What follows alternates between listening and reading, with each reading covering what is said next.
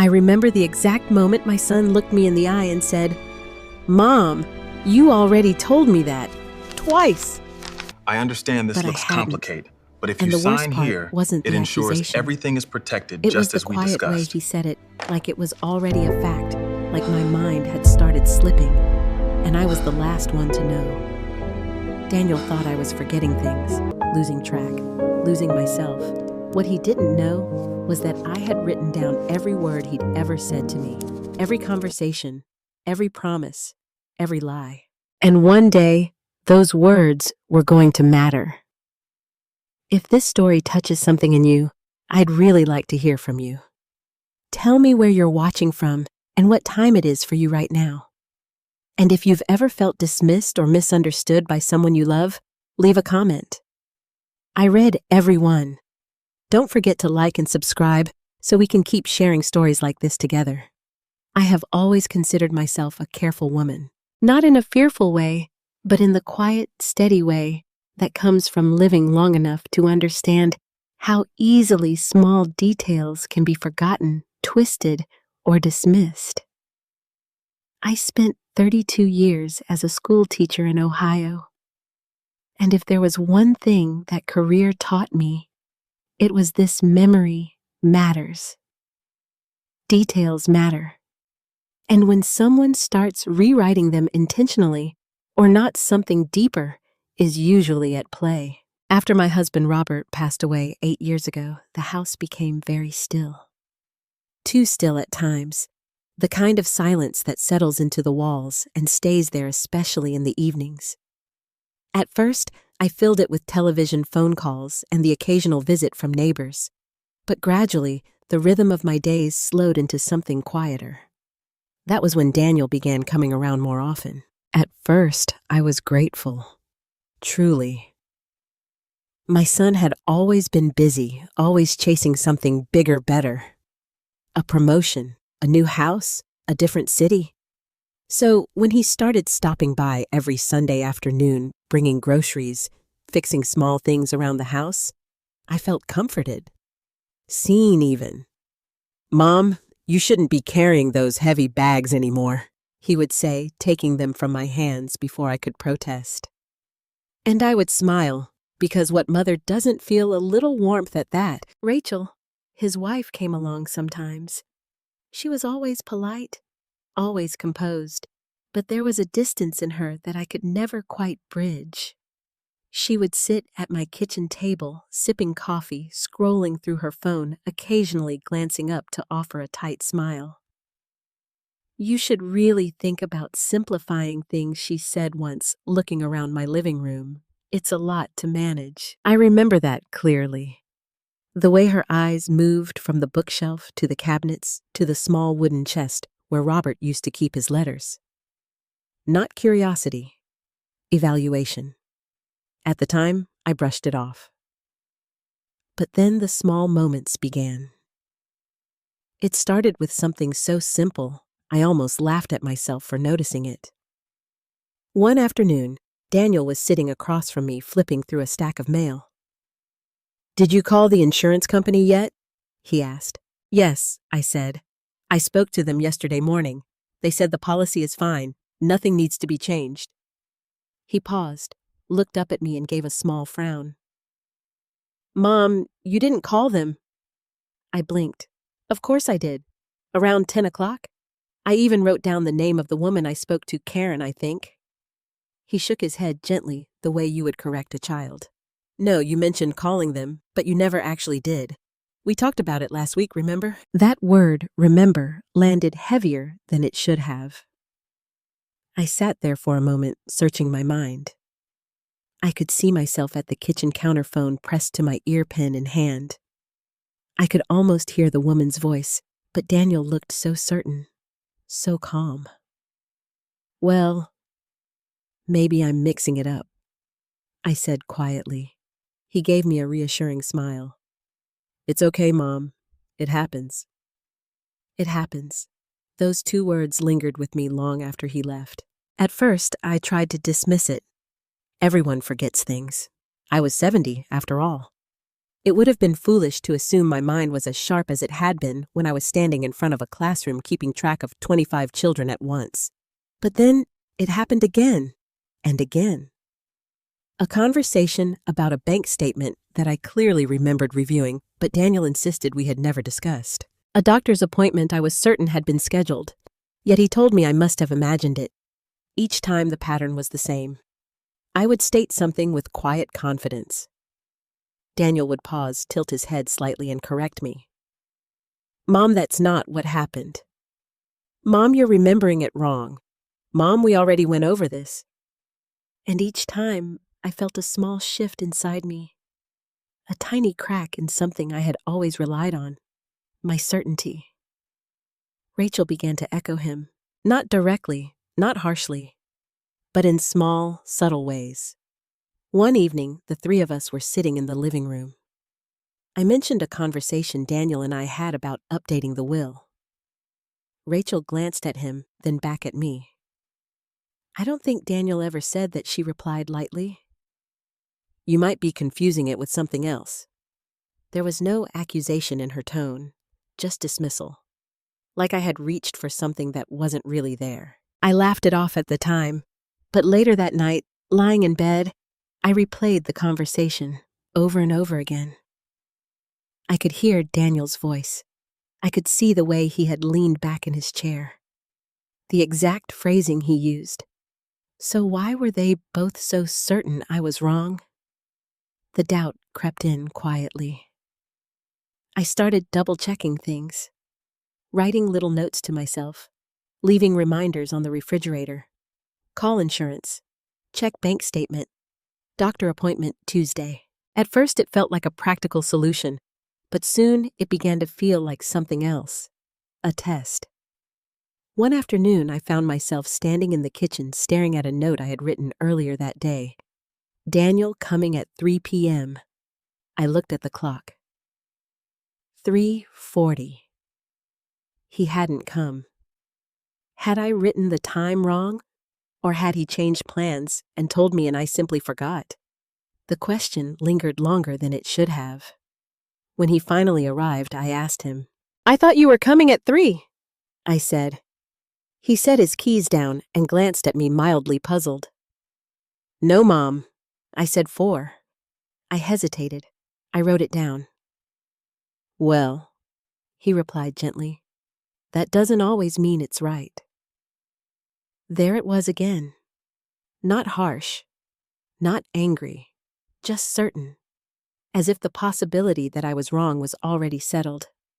That night, I sat at my kitchen table long after the dishes had been put away. The house was quiet again, but this time, the silence felt different, heavier. I pulled my notebook closer and flipped through the pages. Short notes, reminders, fragments of conversations. Nothing complete, nothing solid. Nothing that could stand up against the quiet confidence in Daniel's voice when he told me I was mistaken. For the first time in my life, I questioned something I had always trusted without hesitation. My own mind. And that was the moment something inside me shifted. Not dramatically, not all at once, but quietly, firmly. Because somewhere beneath the doubt, beneath the confusion, beneath the growing fear that I might be losing pieces of myself, there was still a voice. A small, steady voice that whispered, "This isn't right." Looking back now, I can see the pattern much more clearly than I could then. At the time, everything Daniel did felt reasonable. That was the most unsettling part. There was no shouting, no sudden arguments, no obvious betrayal. Just small suggestions, gentle corrections, and decisions that seemed on the surface to be made in my best interest. It started with a conversation about my bills. We were sitting at the kitchen table one Tuesday afternoon. The sunlight was coming through the window, just the way it always had, casting soft lines across the wood grain. Daniel had a neat stack of envelopes in front of him, already opened and sorted. "You're still getting paper statements for everything?" he asked. "I prefer it that way," I said. "It helps me keep track." He gave a small, patient smile. Mom, that's a lot to manage. You could miss something. I haven't missed anything yet. There was no defensiveness in my voice, just a simple statement of fact. But Daniel leaned back slightly, folding his arms. Actually, he said gently, you did. Last month's utility bill. It was late. I frowned. No, it wasn't. He reached into the stack and pulled out a paper, sliding it across the table toward me. See late fee right there? I looked down at it. The numbers were small. The print even smaller, but there it was, a late fee of $15. I stared at it longer than I should have. I don't remember that, I said quietly. Daniel's voice softened. That's what I'm talking about. It's little things like this. Little things. He always said that. Rachel, who had been standing by the counter, stepped closer. It's not a big deal, she added. It just means it might be time to make things easier for you. Easier. Another word that sounded kind but felt final. Daniel leaned forward again, resting his elbows on the table. Let me help you with this, he said. I can set everything up online. Automatic payments account monitoring all of it. You won't have to worry about missing anything again. I hesitated, not because the offer didn't make sense. It did. In fact, it made perfect sense. But something in me resisted. I've been managing my finances for over 40 years, I said carefully. I know, he replied quickly. And you've done an amazing job. But things change, Mom. It's not about capability. It's about convenience. Rachel nodded in agreement. And safety, she added. There are so many scams these days. That part at least was true. I had read enough stories to know that older people were often targeted. The idea of someone taking advantage of me unsettled me more than I cared to admit. Daniel seemed to notice the shift in my expression. Exactly, he said. This way I can keep an eye on things. Make sure everything's secure. There it was again. Keep an eye on things. At the time, it sounded comforting. Now I understand it differently. He pulled out a folder from his bag, a clean, organized set of documents, clipped neatly together. I've already started setting things up, he explained. These are just authorization forms, nothing complicated. He flipped through them quickly, pointing to places where I needed to sign. This one gives me access to your bank account so I can monitor transactions. This one lets me speak to your insurance company on your behalf. And this one, he paused briefly, just makes things easier if there's ever an emergency. I tried to read the pages, but the text was dense, filled with legal language that felt unnecessarily complicated. Do I need to read all of this, I asked? All of this? Daniel shook his head, smiling reassuringly. It's standard paperwork, Mom. I wouldn't bring you anything that wasn't safe. Rachel chimed in softly. We're just trying to make your life easier. I looked from one to the other. My son, my daughter-in-law. Two people who by all appearances were simply trying to help. And yet, that small voice inside me stirred again. This isn't right. But it was quiet, easy to ignore. I picked up the pen. Just sign here, Daniel said, tapping the bottom of the first page. I signed, then the next, and the next. Each signature felt like a small step forward towards something I couldn't quite define. When we were finished, Daniel gathered the papers, neatly sliding them back into the folder. See? He said. That wasn't so bad. I nodded, though a strange unease had settled in my chest. Over the next few weeks, things began to change. At first, it was subtle. Daniel started mentioning transactions I hadn't noticed. I moved some funds into a higher yield account, he told me one afternoon. Oh, I said. Which account? Don't worry about the details, he replied quickly. It's all under control. Under control. I began hearing that phrase more often. Rachel, too, became more involved. She would ask questions about my expenses, my subscriptions, even my grocery habits. "You're spending a lot on things you don't really need," she said once, glancing at a printed statement. "I've always bought those things," I replied. "Yes, but now it's different," she said, as if that explained everything. Different. Another word that seemed harmless but carried weight. I tried to keep track of everything, but it was becoming harder. Not because I couldn't understand it, but because the information was no longer fully in my hands. Accounts I used to access directly were now managed. Statements I used to receive were now handled. Decisions I used to make were now discussed. Or at least that was how it was presented. One afternoon, I noticed something that stopped me cold. I was going through a drawer in the living room, looking for an old document when I came across a bank statement I didn't recognize. The account number was unfamiliar. The balance even more so. It was significantly larger than I expected, and the name on the account, Daniel Hollowell. I stared at it for a long moment, trying to understand what I was seeing. Had I transferred money into an account under his name? Why would I do that? I brought it up to him later that day. "Daniel," I said, carefully holding the paper in my hands. "What is this account?"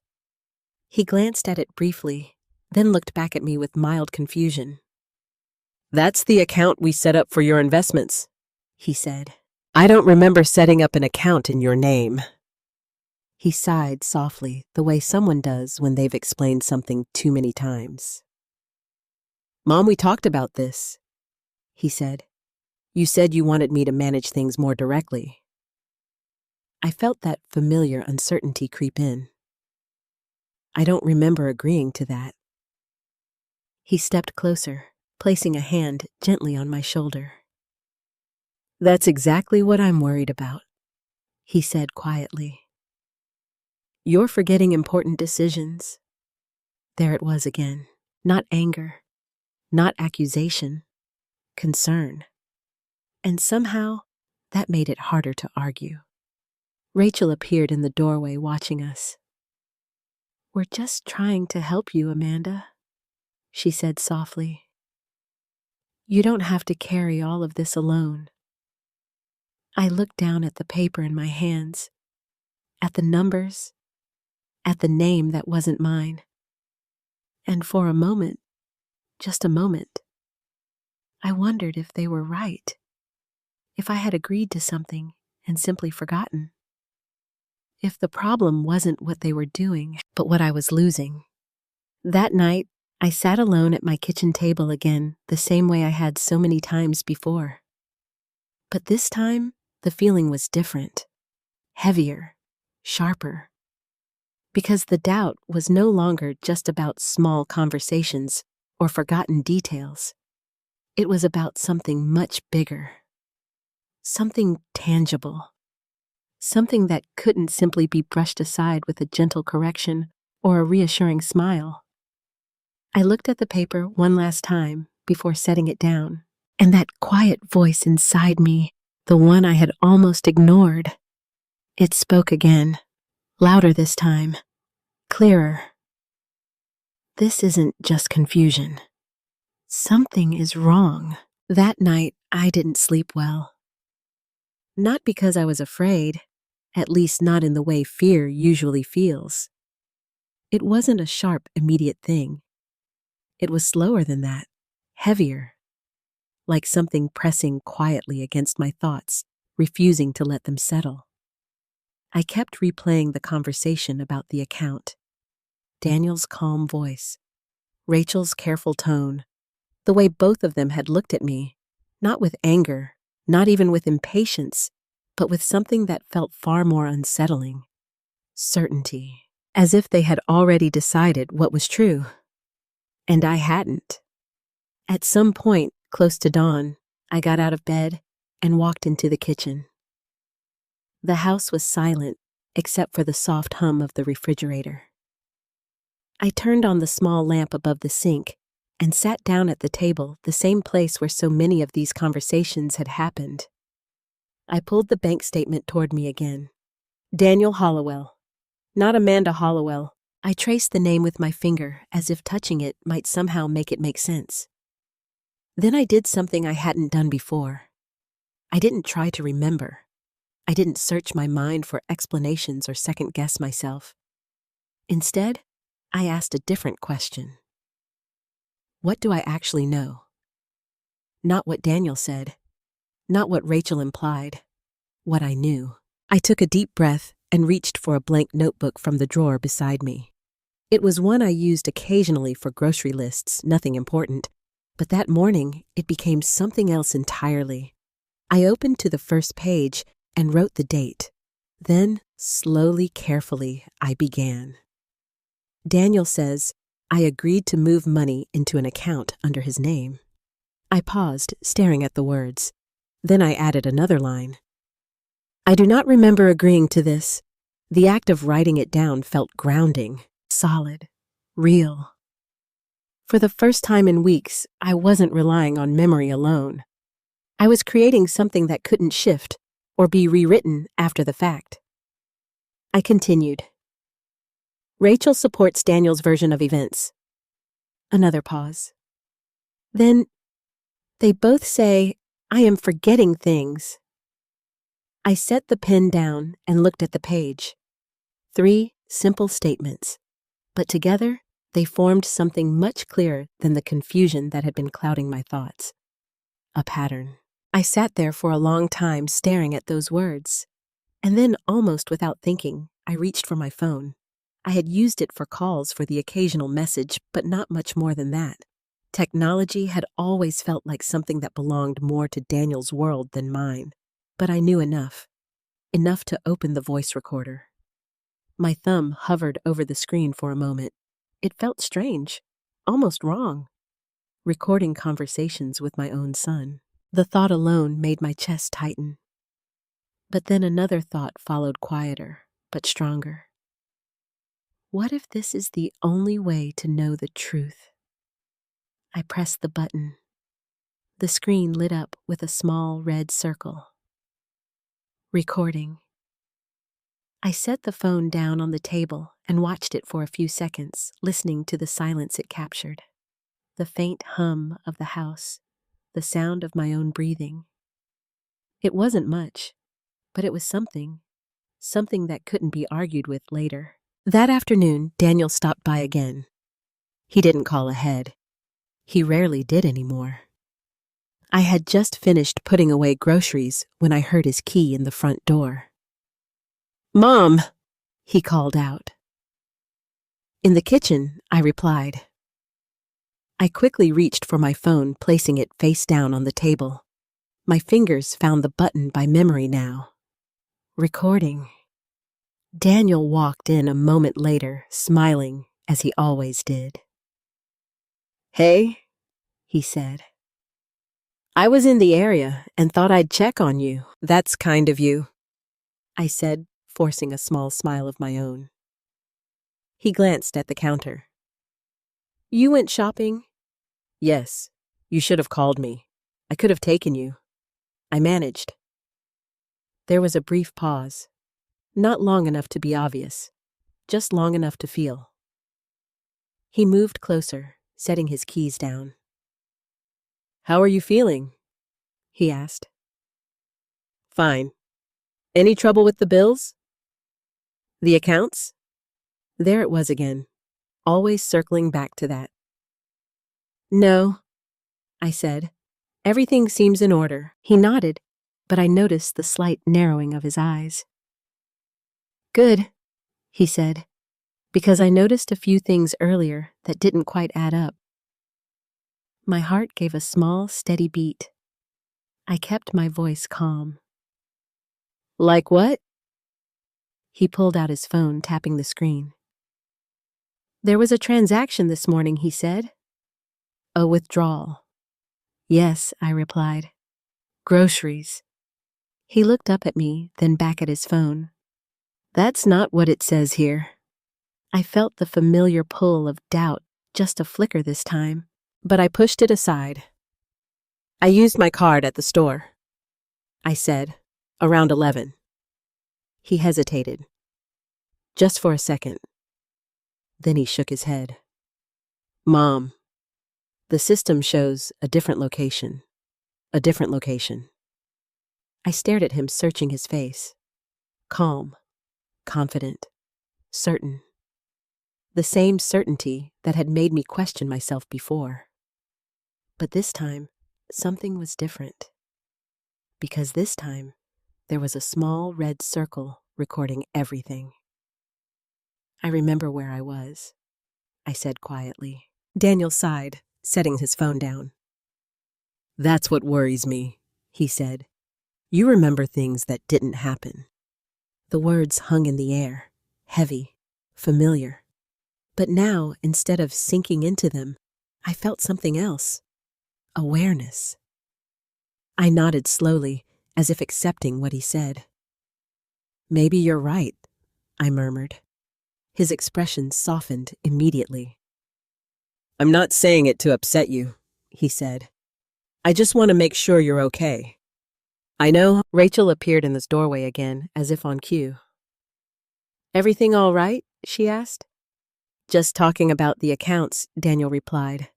She stepped in her gaze, moving briefly over the table, the counter, then settling on me. You don't have to stress yourself over these things, Amanda, she said gently. That's why Daniel is helping. Helping. I lowered my eyes, letting my shoulders relax slightly. I appreciate that, I said, and I meant it, just not in the way they thought. Because as they continued talking about accounts, about adjustments, about things I supposedly had agreed to, I listened. Really listened. Not just to their words, but to the details, the phrasing, the timing. And somewhere in the middle of that conversation, something clicked into place. A small but undeniable shift.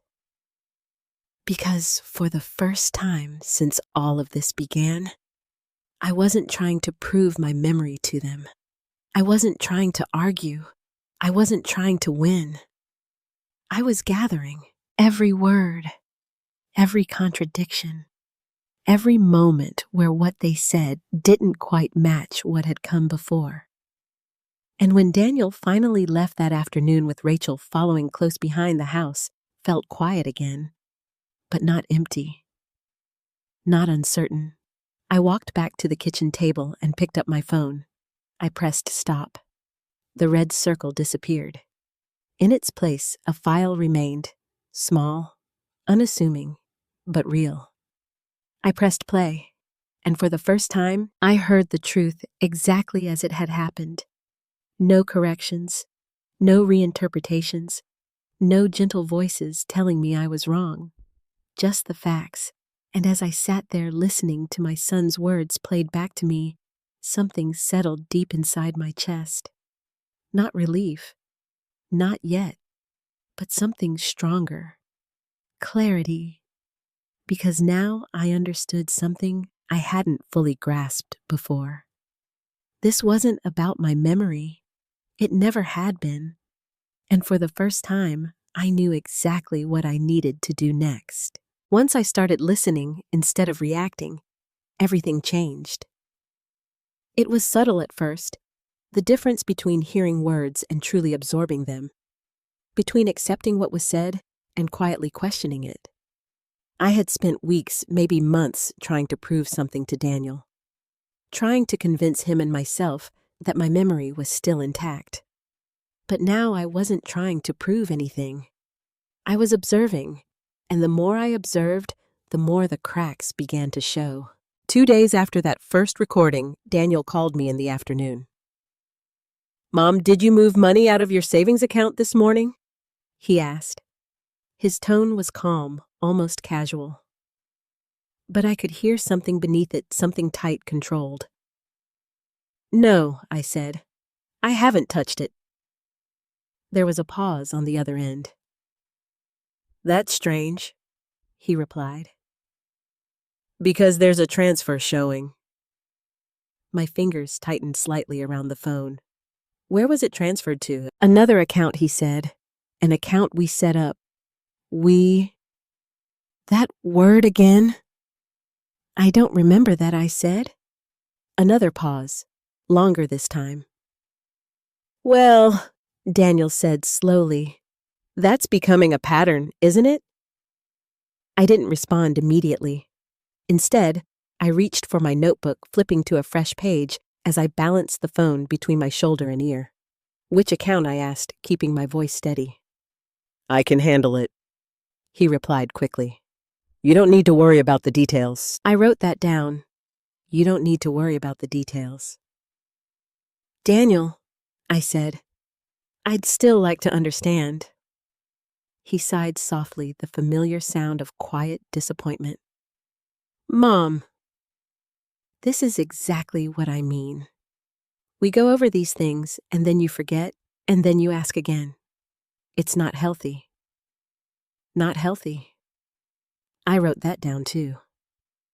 I'm just asking a question, I said. I know, he replied, and I'm answering it. Everything is under control. Under control. Another line in my notebook. We ended the call a few minutes later, the conversation unresolved, but somehow concluded in his mind. I set the phone down and looked at the page in front of me. 3 phrases written in my own handwriting. You don't need to worry about the details. It's not healthy. Everything is under control. Individually, they sounded reasonable. Together, they told a different story. That evening, I sat in my living room with the recorder open again, listening back to earlier conversations. Not just the one from a few days ago, but older ones too, moments I had almost dismissed at the time. And slowly, piece by piece, the contradictions began to surface. In one recording, Daniel assured me that I would always have full access to my accounts. You can check anything anytime, he had said. In another, just days later, he insisted that it was better if I didn't complicate things by trying to log in myself. In one conversation, Rachel suggested simplifying my finances to make things easier. In another, she questioned why I needed to understand certain transactions at all. At first, the differences were small, easy to overlook. But the more I listened, the clearer they became. It wasn't just inconsistency. It was control. And once I saw it, I couldn't unsee it. The next time Daniel came over, I was ready. Not to confront him, not yet, but to listen more carefully than ever before. He arrived just after noon, carrying a small bag of groceries. Thought I'd save you a trip, he said, setting it on the counter. Thank you, I replied. My phone was already in place, resting near the edge of the table. Recording. We sat down, and for a few minutes, the conversation stayed light.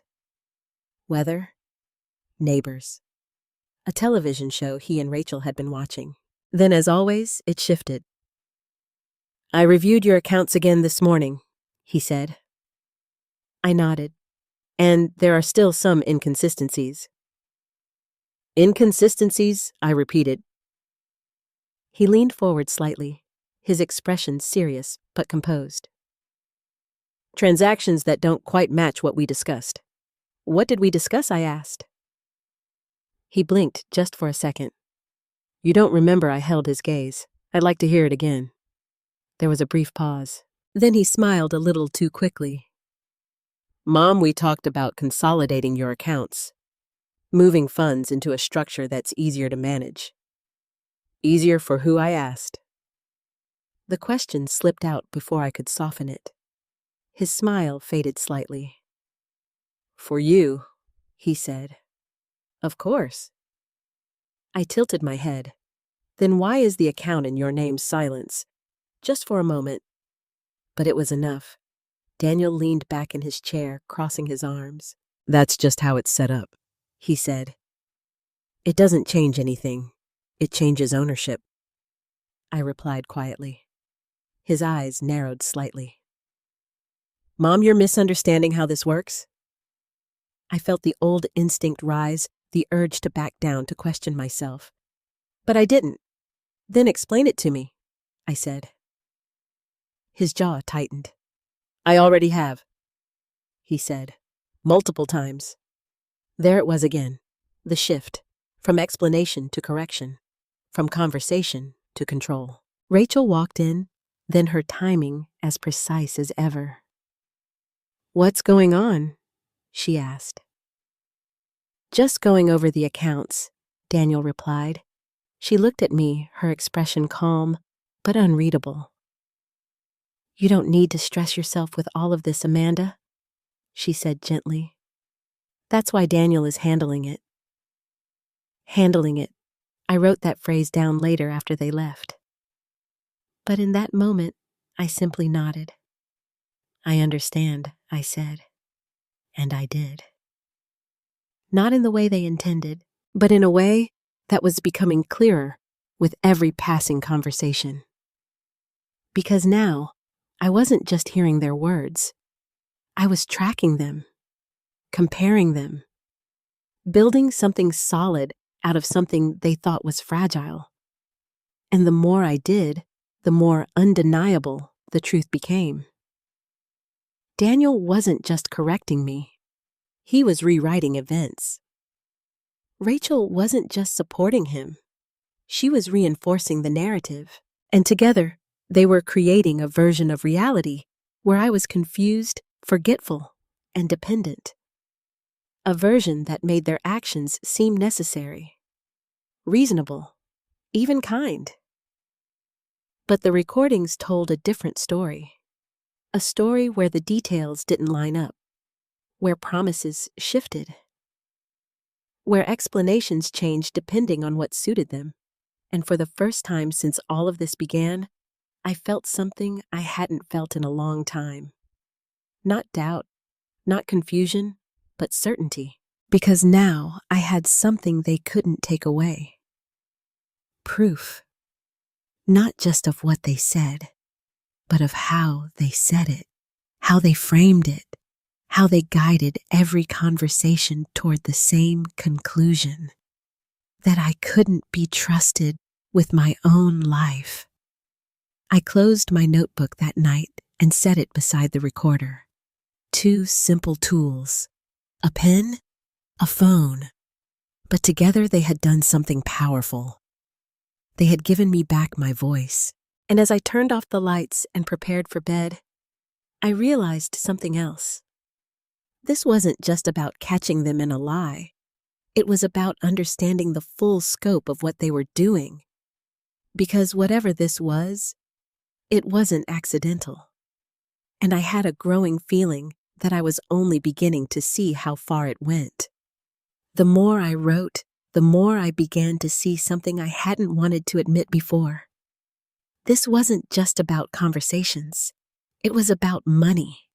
Real money.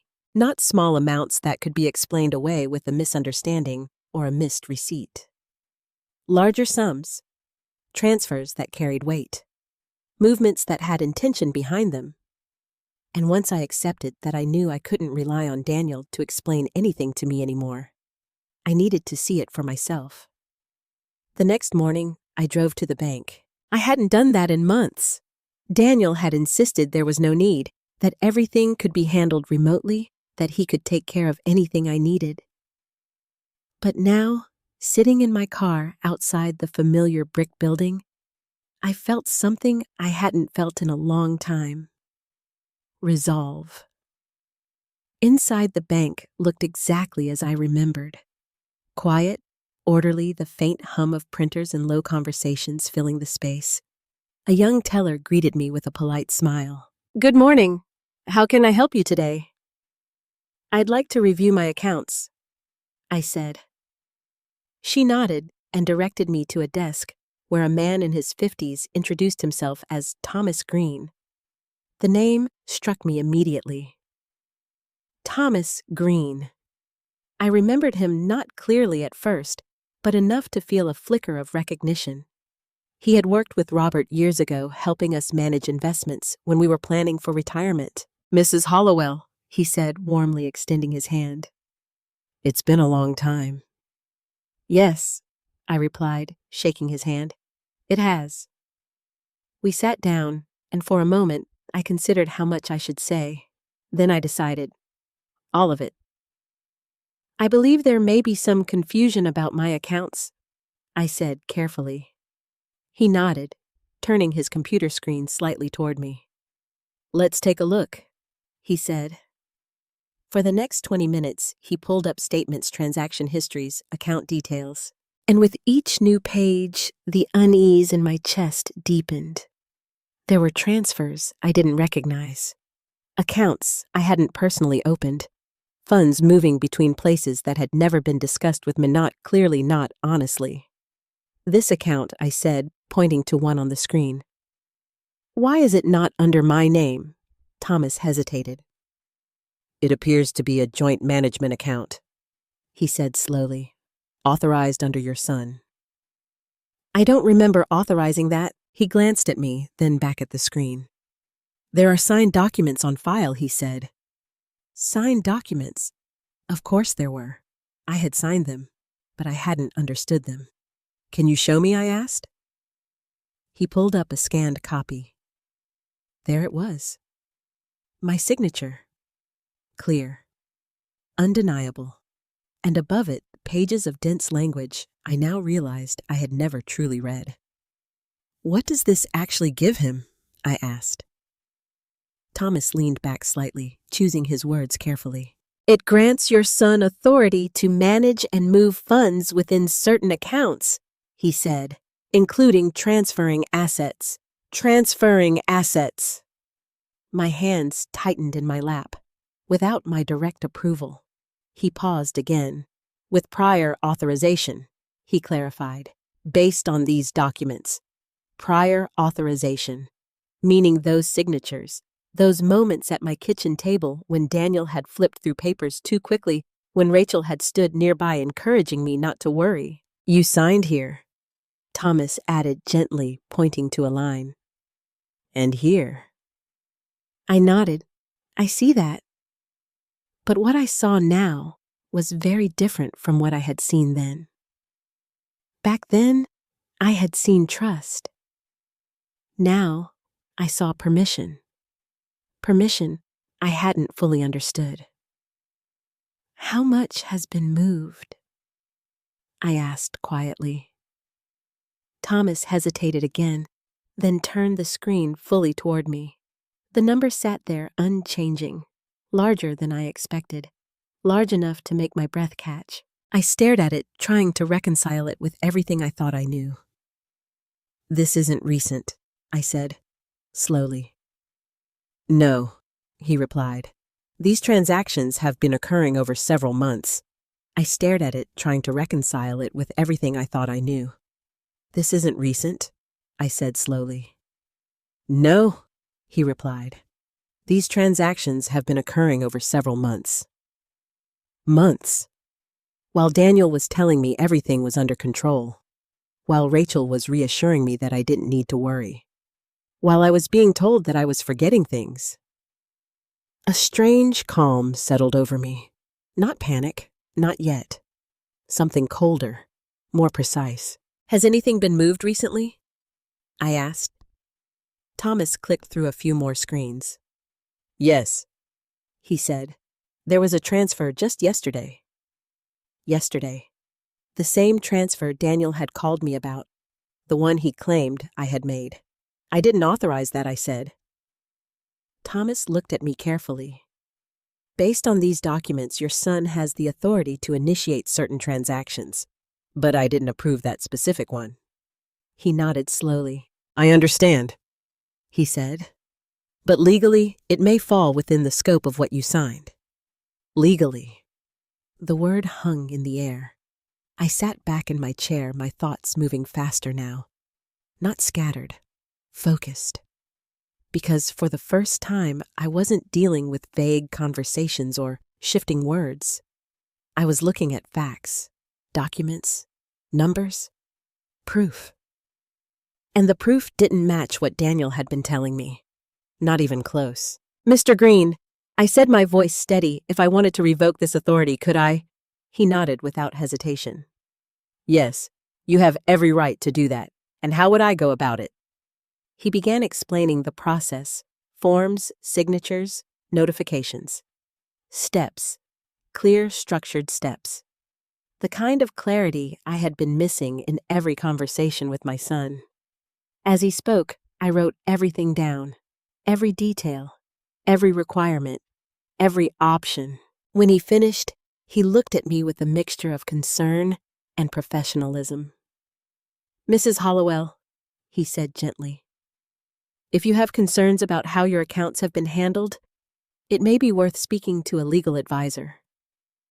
Legal advisor. Another step. Another piece of the path forming in front of me. "I appreciate your help," I said. He nodded. "Of course." I gathered my things and stood, but before I left, I paused. "One more question," I said. "Of course. If I hadn't come in today, would any of this have been flagged?" He hesitated. "Not necessarily," he admitted. "Everything appears to have been authorized under the existing documentation authorized." The word felt different now. He meant legal. I meant something else entirely. I thanked him again and walked out of the bank, the cool air hitting my face as I stepped outside. For a moment, I stood there, letting everything settle. The numbers, the documents, the realization. Daniel hadn't just been correcting me. He hadn't just been guiding me. He had been using my trust, my signatures, my supposed confusion to move pieces into place. And I had almost let him. I got into my car and sat there for a long moment before starting the engine. My hands were steady. My thoughts were clear. Because now there was no more doubt. No more questioning whether I was remembering things correctly. No more wondering if I was imagining patterns that didn't exist. I had seen it, all of it. And as I drove home, one thought stayed with me stronger than anything else. This wasn't just about proving I wasn't forgetting. This was about stopping something that had already gone too far. And for the first time since all of this began, I knew exactly what I was up against. I didn't call Daniel that day. I didn't confront him, didn't question him, didn't even hint that anything had changed. Instead, I did something far more important. I prepared. When I got home from the bank, I placed the documents Thomas had shown me neatly on the kitchen table. Then I added my notebook beside them. Then my phone. 3 different sources, 3 different forms of truth. And for the first time, they all aligned. The words Daniel had spoken, the signatures I had given, the money that had been moved. There were no gaps anymore, only a path forward. That evening, I made a call. Not to Daniel, to Maggie. Margaret Collins had been my closest friend for over 30 years. We had met when our children were still in elementary school, bonded over school events, and long afternoons spent talking about everything and nothing. While I had stayed in teaching, Maggie had gone on to become a lawyer. She had retired a few years ago, but something told me her mind was still as sharp as ever. She answered on the second ring. "Amanda," she said, her voice warm but surprised. "It's been a while." "Yes," I replied. "Too long." There was a brief pause, and then her tone shifted slightly. "What's wrong?" She knew me well enough not to ask if something was wrong. "Only what?" "I need your help," I said. I didn't explain everything over the phone, just enough to make it clear that this wasn't a casual visit.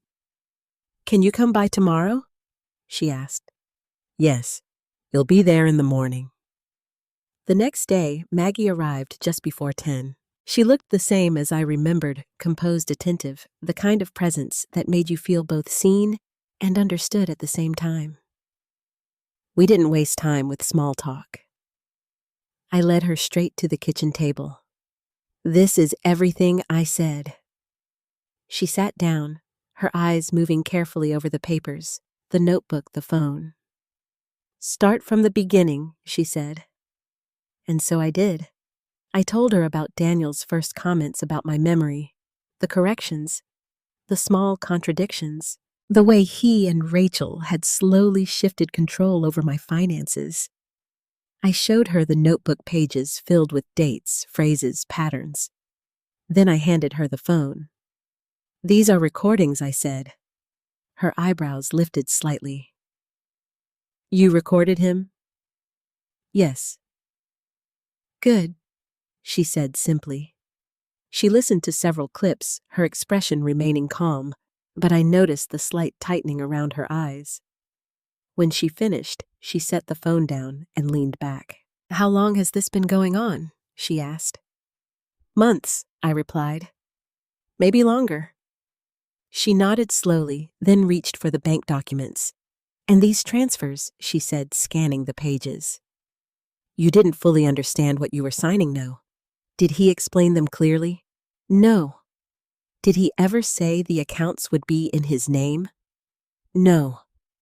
Maggie exhaled quietly, then folded her hands on the table. "Amanda," she said, her voice steady, "this is serious." I held her gaze. "I know. This isn't just a misunderstanding," she continued. "And it's not just about memory. This is about control of your assets potentially under false pretenses." "I know. This isn't just a misunderstanding," she continued. "And it's not just about memory. This is about control of your assets potentially under false pretenses." The words landed firmly. Not emotional, not exaggerated, just precise. "And the recordings," I asked. "They're important," she said. "Very important. They show a pattern. Not just what he did, but how he did it. Gaslighting." She didn't say the word, but I heard it anyway. "He made you question your own reality," she added. "That's not accidental." I felt a quiet confirmation settle inside me. Not new information, but validation. "I need to know what I can do," I said. Maggie nodded. "First, you revoke his authority immediately," she said. "We'll handle that with the bank." "I've already started that process." "Good. Second, we secure all remaining assets. No more access, no more transfers." I wrote that down. "Third," she continued, "we consider legal action." I hesitated. "Against Daniel?" She didn't soften her answer. "Yes." The word hung in the air. Heavy. Unavoidable. "I'm not saying you have to decide that today," she added. "But you need to understand the situation clearly. What he's done could have legal consequences." I looked down at my hands. My son. The boy I had raised. The man sitting across from me just days ago telling me I was forgetting things. And now, this. "I need to be sure," I said quietly. Maggie leaned forward slightly. "Then we gather more," she said. "More documentation. She said. "More documentation. More recordings if necessary. We build a complete picture." A complete picture. That was something I could do. Something I had already started. "What about confronting him?" I asked. She shook her head immediately. "Not yet. Recordings, if necessary. We build a complete picture." A complete picture. That was something I could do. Something I had already started. "What about confronting him?" I asked. She shook her head immediately. "Not yet." "Why?" "Because right now," she said, "he thinks he's in control. And that's your advantage." I considered that. Daniel believed I was confused, forgetful, dependent. He believed I would accept his explanations, trust his version of events. He won't expect you to challenge him? Daniel believed I was confused, forgetful, dependent. He believed I would accept his explanations, trust his version of events. He won't expect you to challenge him, Maggie continued. Which means he'll be less careful, more honest, more revealing. We let him talk, she said. We let him continue, and we document everything. I nodded slowly. It made sense, not emotionally, but strategically. And Amanda Maggie added, her voice softening slightly. You need to prepare yourself for what comes next. I looked up at her. What do you mean? She held my gaze. Because once this comes out, things will change. Permanently. I didn't need her to explain further. I already knew. There would be no going back. No simple conversation that fixed everything. No apology that erased what had been done. This wasn't a misunderstanding. It was a betrayal. And betrayal, once fully seen, doesn't disappear. It stays. In different forms. In different ways. But it stays. After Maggie left, I sat alone at the table again. The same table where Daniel had placed those papers in front of me. The same table where I had signed them without understanding. The same table where everything had started to shift. But now it felt different. Not like a place where I had been misled, but a place where I had begun to see clearly. I opened my notebook and turned to a fresh page. At the top, I wrote, Next steps. Then I listed them. Revoke authority. Secure accounts. Continue recording. Gather evidence. Each line felt like a step forward, a reclaiming of something that had been slowly taken from me. Not just my finances, not just my control, but my sense of reality. And as I set the pen down, one thought came into focus sharper than anything before it. Daniel thought this was about my memory. He thought that if he could make me doubt myself, everything else would fall into place. But he was wrong. Because now I wasn't doubting anything. And for the first time since all of this began, I wasn't alone. The hardest part wasn't pretending. It was pretending convincingly. For the first few days after speaking with Maggie, I found myself overthinking every word, every reaction, every expression. I had spent so long trying to defend myself, trying to prove that I was still capable, still aware, still myself. Now I had to do the opposite. I had to let Daniel believe I wasn't, that I was confused, that I was slipping, that I needed him. It went against every instinct I had. But Maggie was right. If Daniel thought he was in control, he would stop being careful. And if he stopped being careful, he would reveal everything. The opportunity came sooner than I expected. 3 days later, Daniel called me in the morning. Hey, Mom, he said, his tone unusually relaxed. I was thinking of stopping by today. We need to go over a few things. Of course, I replied. What time? Around 2? He'll be here. I hung up the phone and immediately wrote it down. Daniel coming at 2 p.m. Then just beneath it, I added, record everything. By the time he arrived, I had already set everything in place. My phone rested quietly on the side table, angled just enough to capture our voices. My notebook sat open, a pen ready, but outwardly, I made sure everything looked normal, unremarkable, a little scattered. I even left a few notes on the counter, reminders I didn't actually need. Small details, subtle signals. At exactly 2:17 p.m., I heard the door open. Mom, Daniel called. In the living room, I replied. He walked in a moment later, his eyes immediately scanning the room. I noticed it now. The way he looked at things, not casually, not warmly, but with quiet assessment. You all right? He asked, stepping closer. Yes, I said, then paused, letting a slight hesitation slip into my voice. I think so. He studied me for a moment longer, then nodded. Okay, he said, we just need to go over a few updates. Updates? That word again. He sat down across from me, pulling a folder from his bag. I made a few adjustments to your accounts, he said. I tilted my head slightly. Adjustments? Just moving things around, he replied, making everything more efficient. He sat down across from me, pulling a folder from his bag. I made a few adjustments to your accounts, he said. I tilted my head slightly. Adjustments?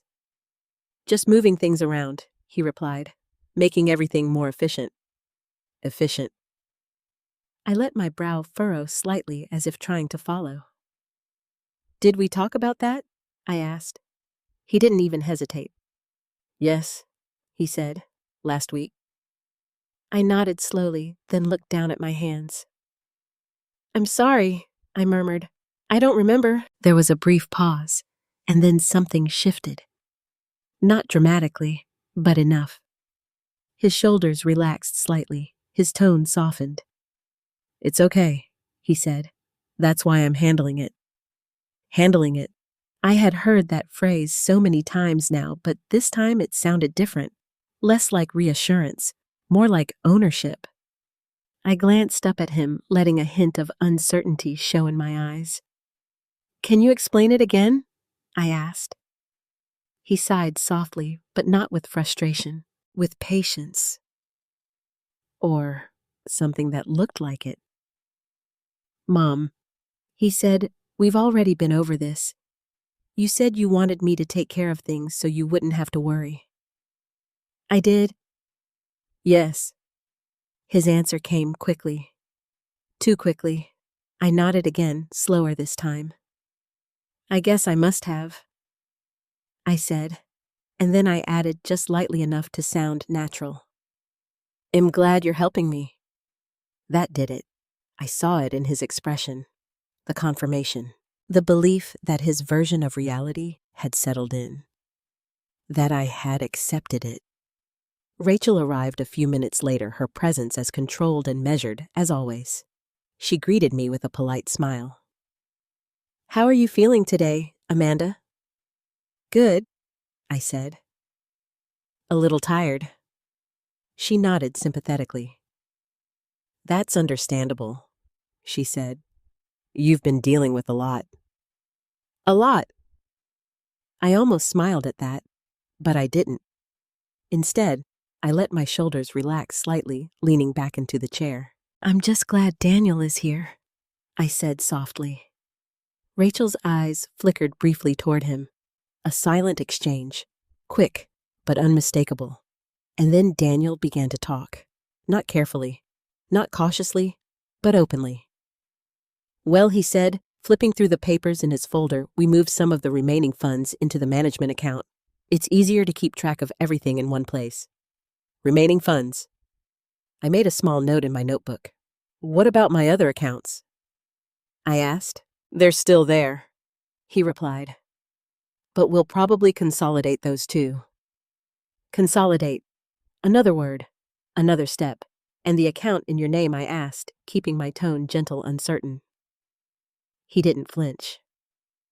That's just for management purposes, he said.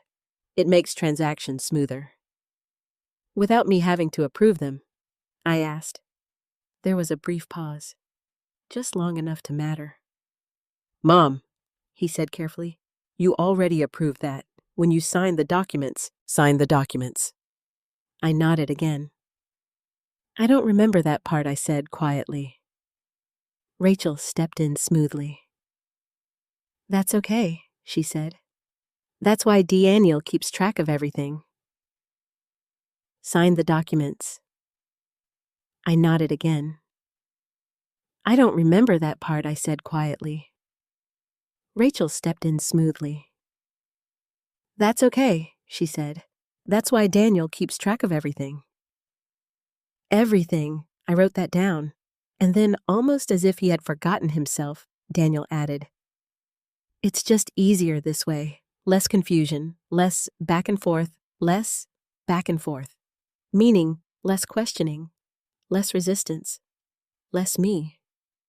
I let the silence sit for a moment before speaking again. So, everything is under your control now? I asked. The words were soft, almost uncertain, but deliberate. Daniel didn't hesitate this time. Yes, he said. Just one word. Clear, certain, final. And in that moment, something inside me settled completely. Because there it was. Not implied, not suggested, said, out loud. Everything is under your control now. I didn't react, didn't challenge him, didn't even look surprised. Instead, I simply nodded. Okay, I said, and for the rest of the afternoon, I let them talk. About accounts, about future plans, about next steps. I asked questions when it felt natural. I hesitated when it felt right. I let them fill in the gaps, and they did. Freely, confidently, carelessly. By the time they left, the house was quiet again. But this time, the silence felt different. Not heavy, not uncertain, complete. I walked back to the table and picked up my phone, pressed stop, and then slowly I pressed play. Daniel's voice filled the room, clear, unfiltered, unquestionable. It's just easier this way. Everything is under my control now. I closed my eyes for a moment, letting the words settle. Not as something to argue, not as something to question, but as something final. Because now, there was no more guessing, no more wondering, no more doubt, just truth. And as I opened my eyes again, one thought came through with absolute clarity. He had just given me exactly what I needed. Once I had the recording, everything changed again. Not outwardly, not yet. To Daniel and Rachel, I was still the same woman they had been carefully managing for months, quiet, uncertain, dependent on their version of reality. But inside, something had shifted completely. I wasn't reacting anymore. I was building. That night I called Maggie again. I have something, I told her. Good, she replied. Come by tomorrow. When I arrived the next morning, I didn't need to explain much. I simply handed her my phone and played the recording. She listened without interrupting, her expression unreadable.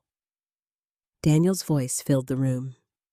Calm, confident, certain. It's just easier this way. Everything is under my control now. When the recording ended, Maggie didn't speak immediately. She leaned back in her chair, folding her arms. That's clear, she said finally. Clear enough? I asked.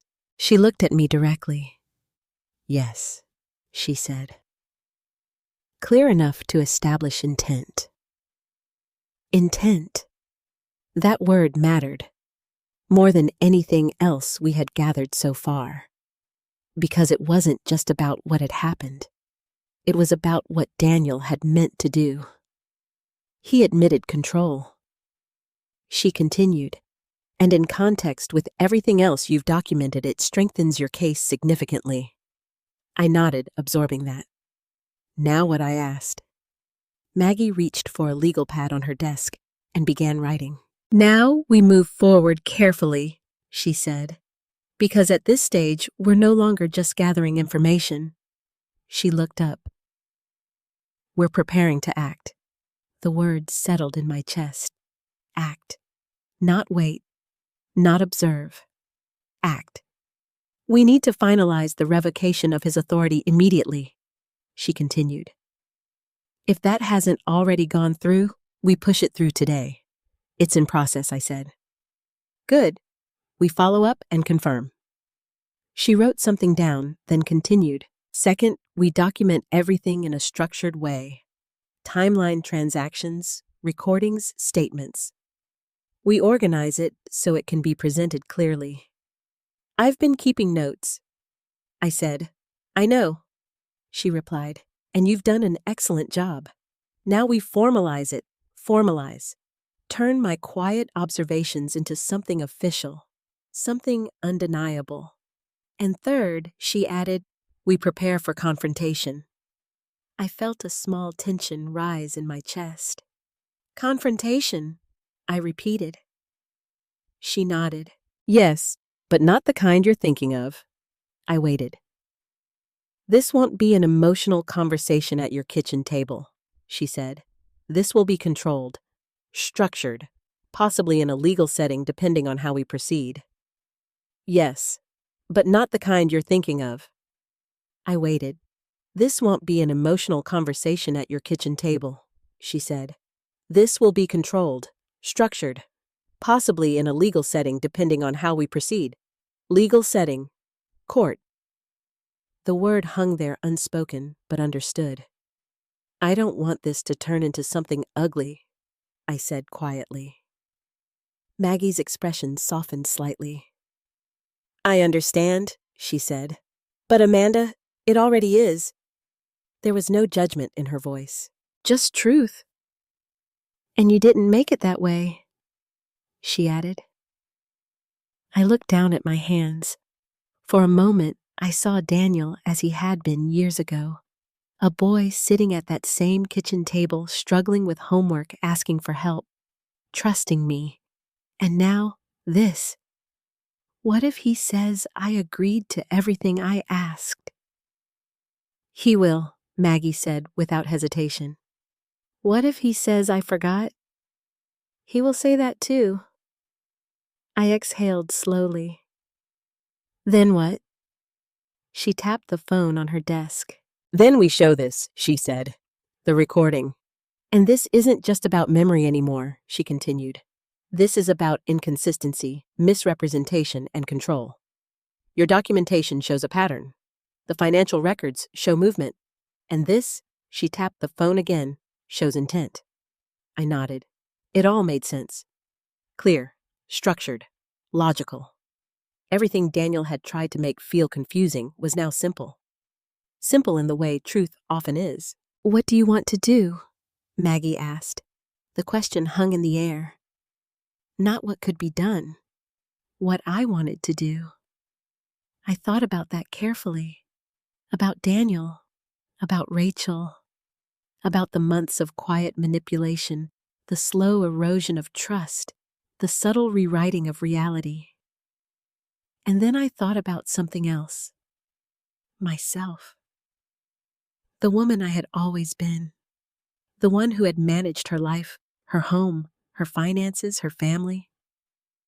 The one who had never needed to be handled. I want it to stop, I said. Maggie nodded. It will. And I want him to understand what he's done, I added. Her expression shifted slightly. That part, she said gently, may be more complicated. I want it to stop, I said. Maggie nodded. It will. And I want him to understand what he's done, I added. Her expression shifted slightly. That part, she said gently, may be more complicated. I knew what she meant. Understanding requires honesty, and I wasn't sure Daniel was capable of that anymore. Still, I need him to hear it, I said. Maggie studied me for a moment, then nodded. Then we give him that opportunity, she said. But on your terms. On my terms. Not his. Not Rachel's. Mine. For the first time in months, mine. We spent the next hour going over details, organizing my notes, labeling recordings, cross-referencing dates with bank transactions, building something that couldn't be dismissed or reinterpreted. Something solid. Something undeniable. By the time I left Maggie's house, I wasn't just prepared. I was ready. That evening, I sat at my kitchen table again, the same table where everything had started. But now it felt different.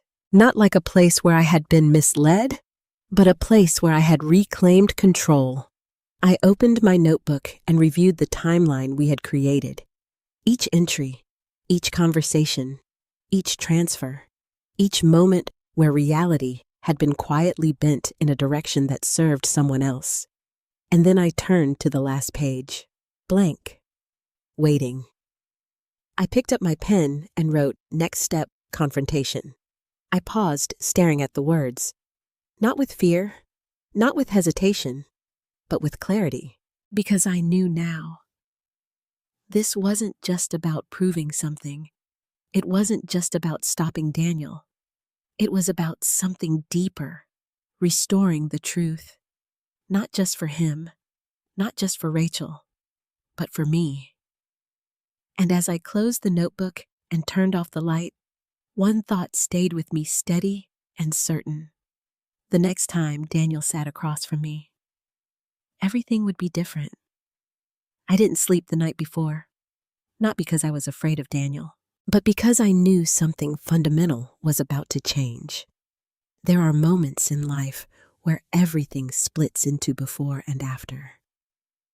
This was one of them. The morning of the confrontation, I moved through my house slowly, deliberately. I made coffee. I straightened the kitchen table. I placed everything exactly where it needed to be. The notebook, the documents, the phone, and one more thing, a printed copy of the bank authorization forms with my signature clearly visible. Not hidden, not dramatic, just present. Maggie arrived at noon. She didn't come inside right away. Instead, she called me from her car. "I'm here," she said. "Are you ready?" I looked around the kitchen at the quiet familiarity of the space. "Yes," I said. "He'll come in when you call me," she continued. "Give him the chance to speak first. I understand. And Amanda, yes, stay calm. Let him reveal himself." I ended the call and set the phone down. Let him reveal himself. That was the key. At 1:58 p.m., I heard Daniel's key in the door, right on time. "Mom," he called. "In the kitchen," I replied. My voice was steady. He walked in Rachel just behind him. They both looked relaxed, confident. Nothing in their posture suggested they expected anything different from the last few weeks. "Hey, Daniel," said, smiling. "How are you feeling today?" "Better," I replied. That was true, just not in the way he thought. He sat down across from me, Rachel taking her usual place slightly behind and to the side. That position again. Supportive, observing, controlling without appearing to. "We wanted to check in," Daniel said. "Make sure everything's still on track." "On track," I repeated. "With the accounts," he clarified. "The adjustments we've been making." I nodded slowly. "Yes," I said. "I've been thinking about that." His expression shifted slightly. "Curiosity. About what?"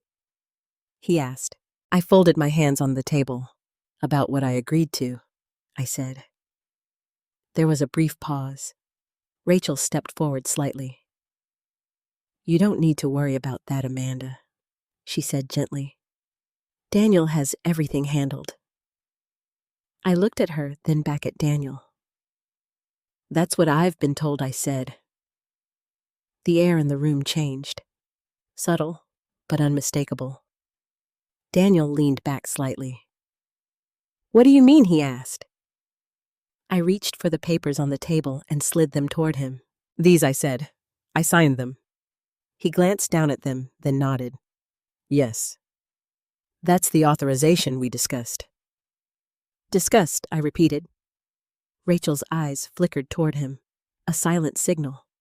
I could see it now. All of it. "I don't remember that discussion," I said calmly. Daniel sighed, the familiar sound returning. "Mom, we've been over this." I held up my hand. Just slightly. Enough to stop him. "I know what you've said," I replied. That caught him off guard. Not the words, the tone. Because I wasn't uncertain. I wasn't asking. I was stating. "I know what you've said," I repeated. "But I also know What actually happened? Silence. Rachel's posture stiffened. Daniel's eyes narrowed slightly. "What are you talking about?" he asked. I reached for my phone. Not quickly, not dramatically, just deliberately. "I've been documenting everything," I said. His expression changed instantly. Not fear, not yet, but something close.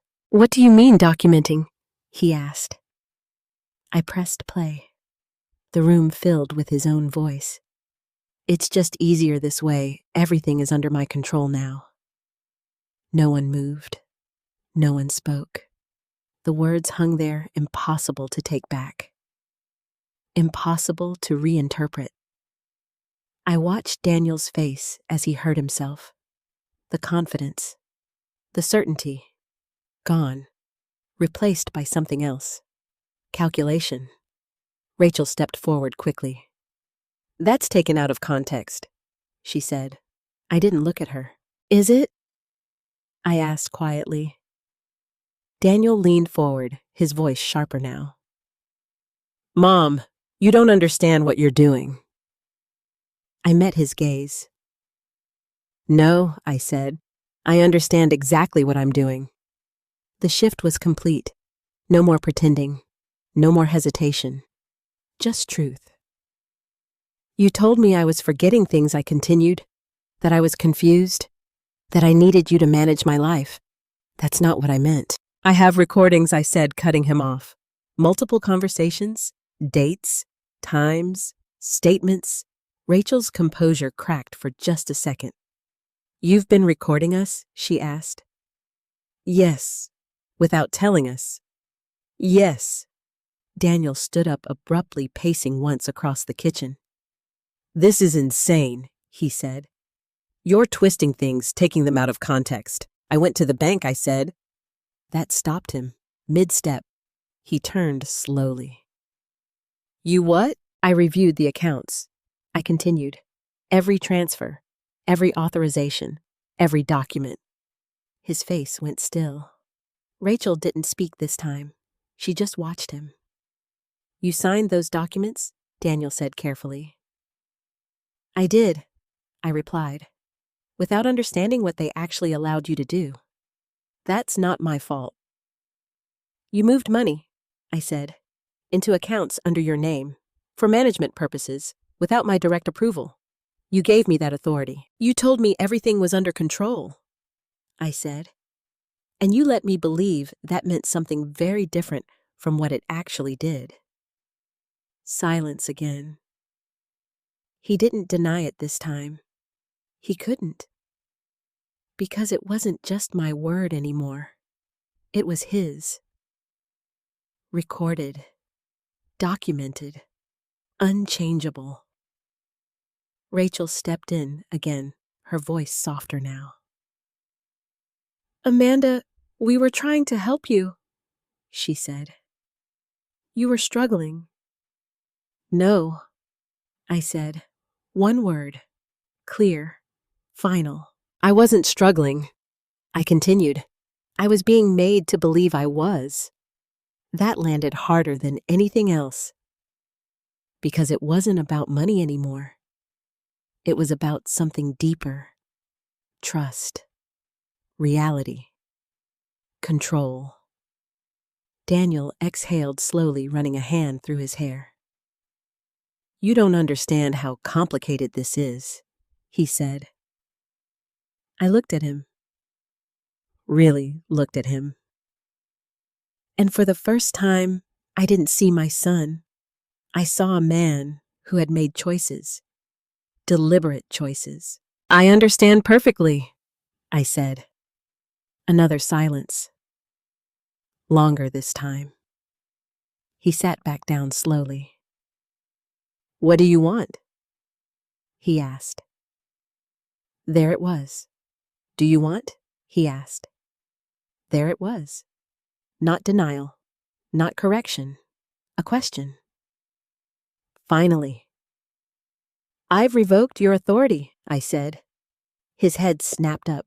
What? It's already in process. I continued. The bank has been notified. Not denial, not correction. A question. Finally. I've revoked your authority, I said. His head snapped up. What? It's already in process. I continued. The bank has been notified.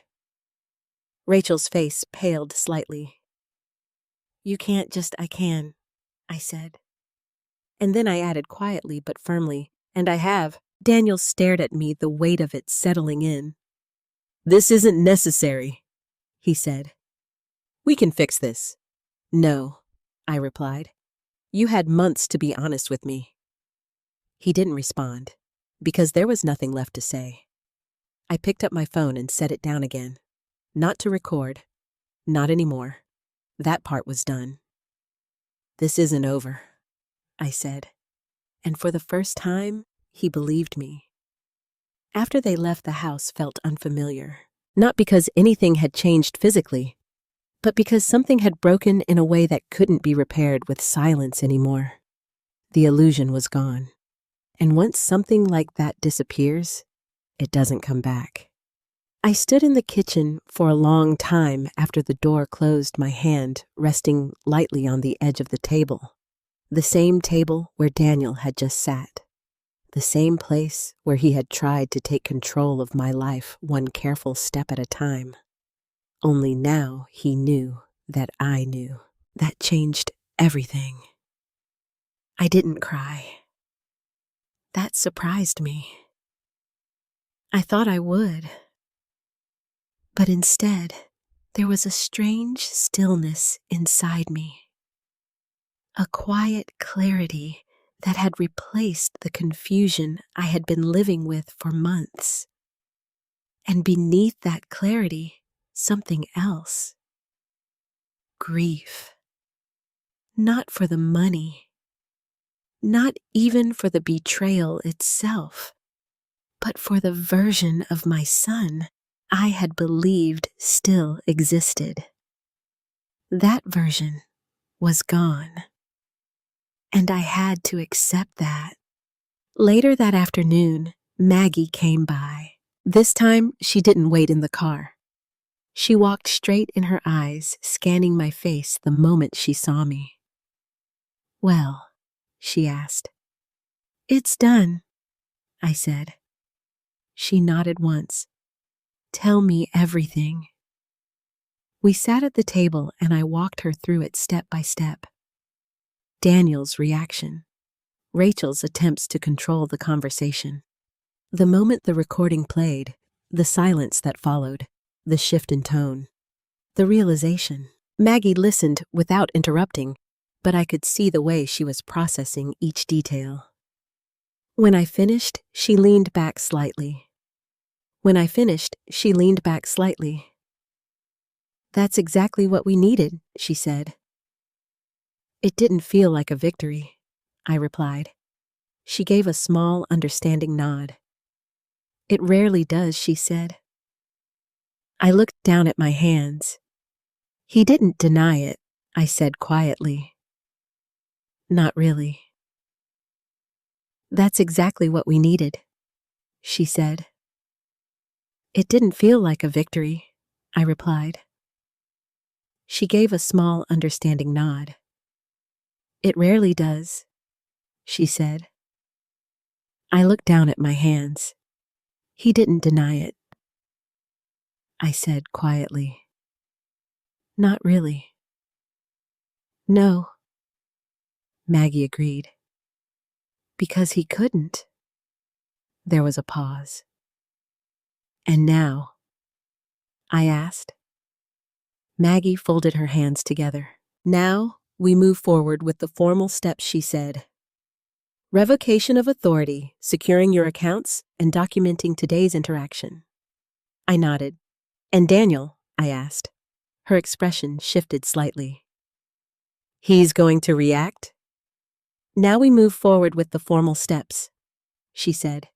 Revocation of authority, securing your accounts, and documenting today's interaction. I nodded.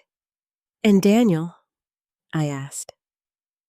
Her expression shifted slightly. "He's going to react," she said. "How?" "That depends on him," she replied. "He may try to fix it. He may try to justify it. Or," she paused, "or he may try to regain control in other ways." The words settled heavily.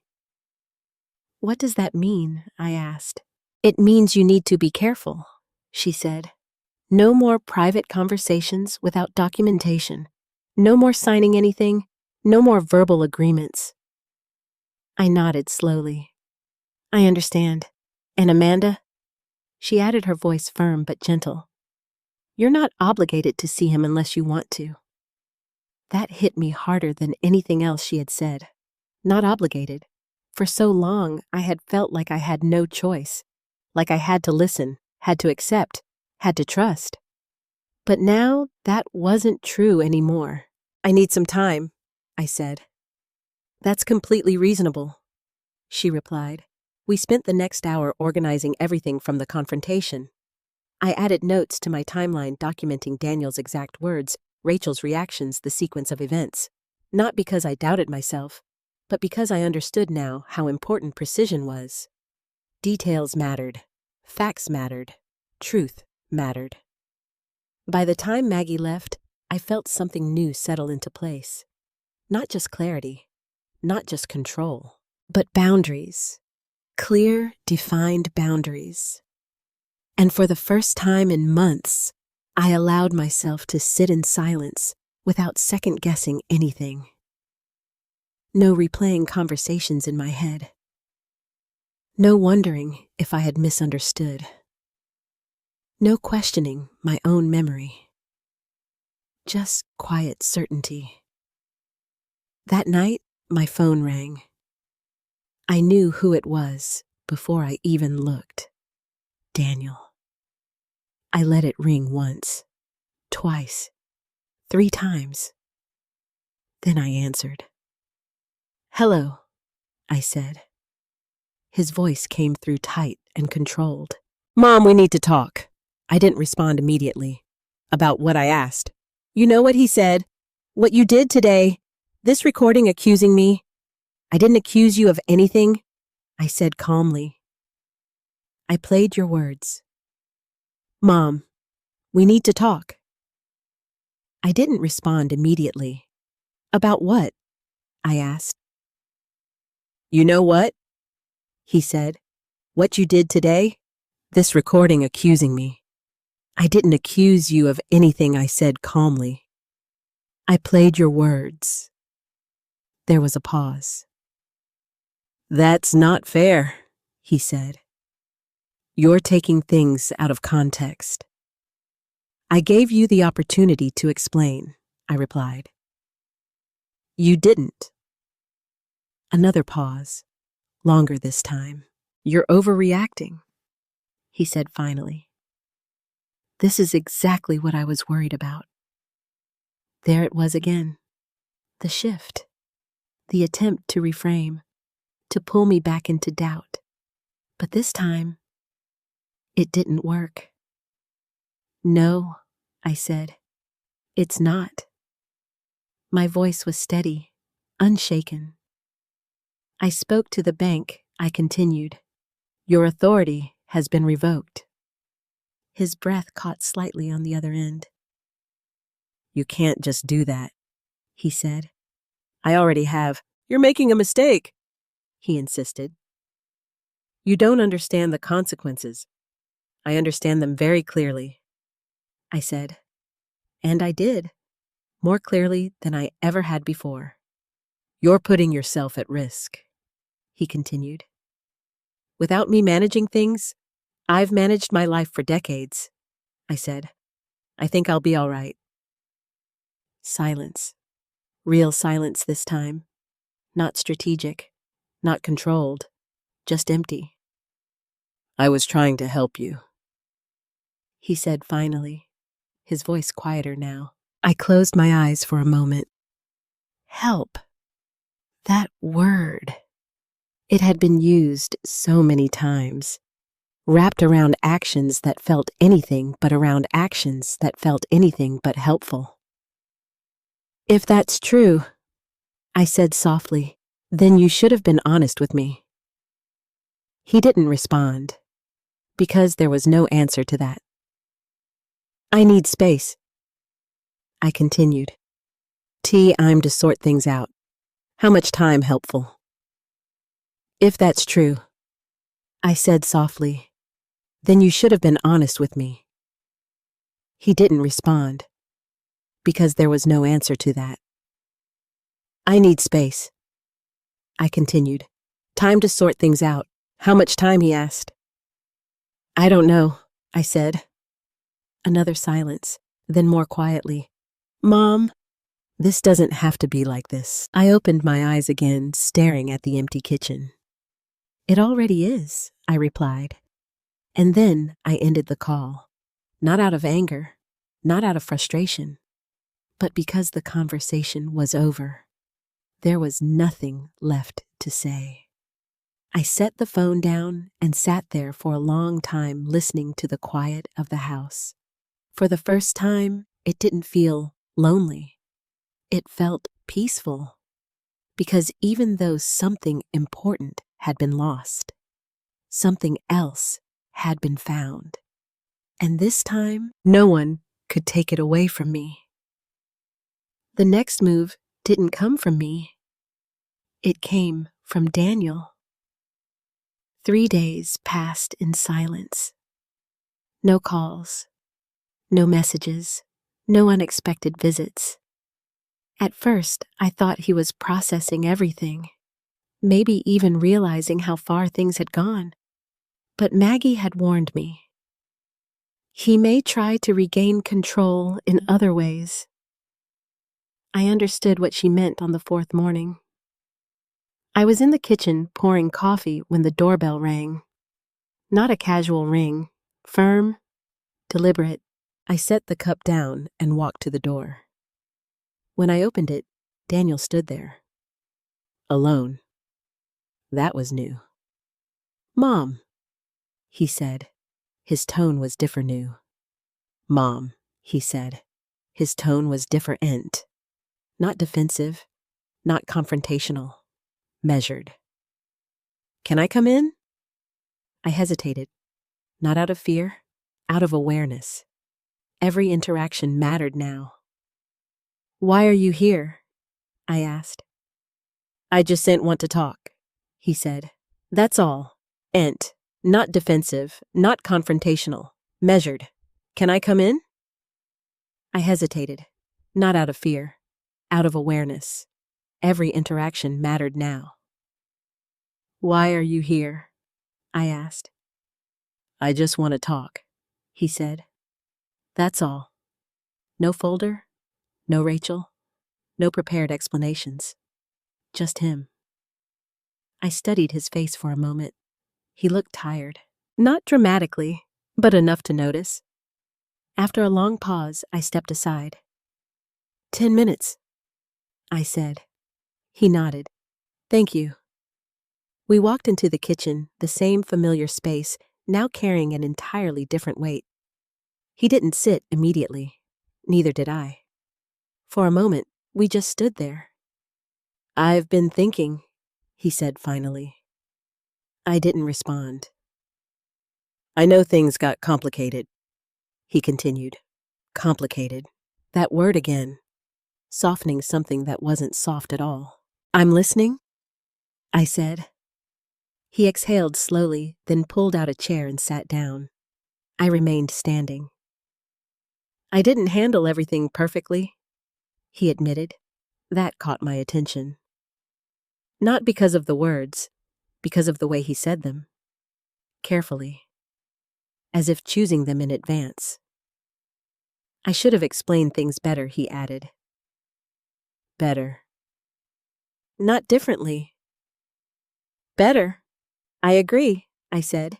He looked up at me, perhaps expecting more, but I didn't give it. He shifted slightly in his chair. I was trying to help, he said again. I walked over and sat across from him. I've heard that, I replied. And it's true, he insisted. You were having trouble keeping track of things. There it was, the same narrative, adjusted, but still intact. I wasn't, I said calmly. He leaned forward. You don't remember some of the conversations we had, he said. You admitted that yourself. I held his gaze. I remember more than you think, I said. A small flicker passed through his expression. Doubt. Not in me, in himself. Good. Because that was where the truth lived now, in the cracks of his certainty. I think you're misunderstanding what happened, he said. I reached for my notebook. Not to intimidate him, not to prove anything yet, just to remind both of us what this really was. Then help me understand, I said, opening it. His eyes dropped to the pages, rows of dates, notes, quotes. You've been writing everything down, he asked. Yes. For how long? Long enough. He leaned back slightly, his jaw tightening. This isn't healthy, Mom, he said. I almost smiled, not out of amusement, out of recognition. The shift again. From explanation to concern. You mean documenting what you said? I asked. I mean obsessing over details, he replied, trying to catch mistakes that aren't there. I let that sit for a moment, then I spoke. Let's talk about the account in your name, I said. His eyes lifted immediately. That's already been explained. Explain it again, I said, not uncertain, not hesitant, clear, direct. He hesitated. Just for a second. Then he continued. It was for management purposes, he said, to streamline transactions. Without my direct involvement, I added. You authorized that, he said. With documents I didn't fully understand, I replied. That's not, and you told me everything was under control, I continued. His voice tightened. Because it was. For you, I said. Silence. A different kind this time. He didn't interrupt, didn't correct. He just sat there, processing. I listened to the recording again, I said. His shoulders stiffened slightly. You took that out of context, he said quickly. What context makes everything is under my control now sound different? I asked. He didn't answer immediately, because there wasn't one. I didn't mean it like that, he said, finally. How did you mean it? I asked. Another pause, longer this time. I meant that I was handling things for you, he said. For me, I repeated. Yes. Because there wasn't one. I didn't mean it like that, he said finally. How did you mean it? I asked. Another pause, longer this time. I meant that I was handling things for you, he said. For me, I repeated. Yes, without telling me everything. I told you what you needed to know. That's not your decision to make. I said. My voice didn't rise, but it landed, firm, unmovable. His expression hardened slightly. I was trying to protect you, he said. From what? The question formed in my mind instantly. But I didn't ask it, because I already knew the answer. From the truth, from responsibility, from himself. I didn't need protection, I said. He shook his head. You don't see it, he said. Things were slipping. You were forgetting conversations, repeating questions I was being told different versions of the same conversation I said. That stopped him, mid-sentence. And when something doesn't match what you remember, I continued, you start questioning yourself. His eyes narrowed slightly. That's not what happened. It is, I said. Another silence, but this one felt different. Not tense, not defensive, heavy. Because for the first time, he wasn't immediately correcting me. I went to the bank, I said. His gaze sharpened again. I know. You know. They called me, he admitted. Of course they did. That's how I knew something was wrong, he added. Something was wrong. I leaned back slightly. No, I said. That's how you knew I was aware. He didn't deny it, didn't correct it, just accepted it. I didn't think you'd go that far, he said quietly. That far. To check my own accounts, to understand my own finances, to question him. I didn't think I'd have to, I replied. That landed harder than anything else, because it wasn't anger, it was truth. Simple, unavoidable truth. We sat there in silence for a long moment. No raised voices, no dramatic gestures, just two people facing something that couldn't be undone. I didn't do this to hurt you, he said finally. I believed him. That was the hardest part. I know, I said. His eyes lifted slightly. But you still did, I added. And that was the part he couldn't escape. No matter the intention, no matter the explanation, no matter how carefully he tried to reshape it. What happens now? He asked. There it was again.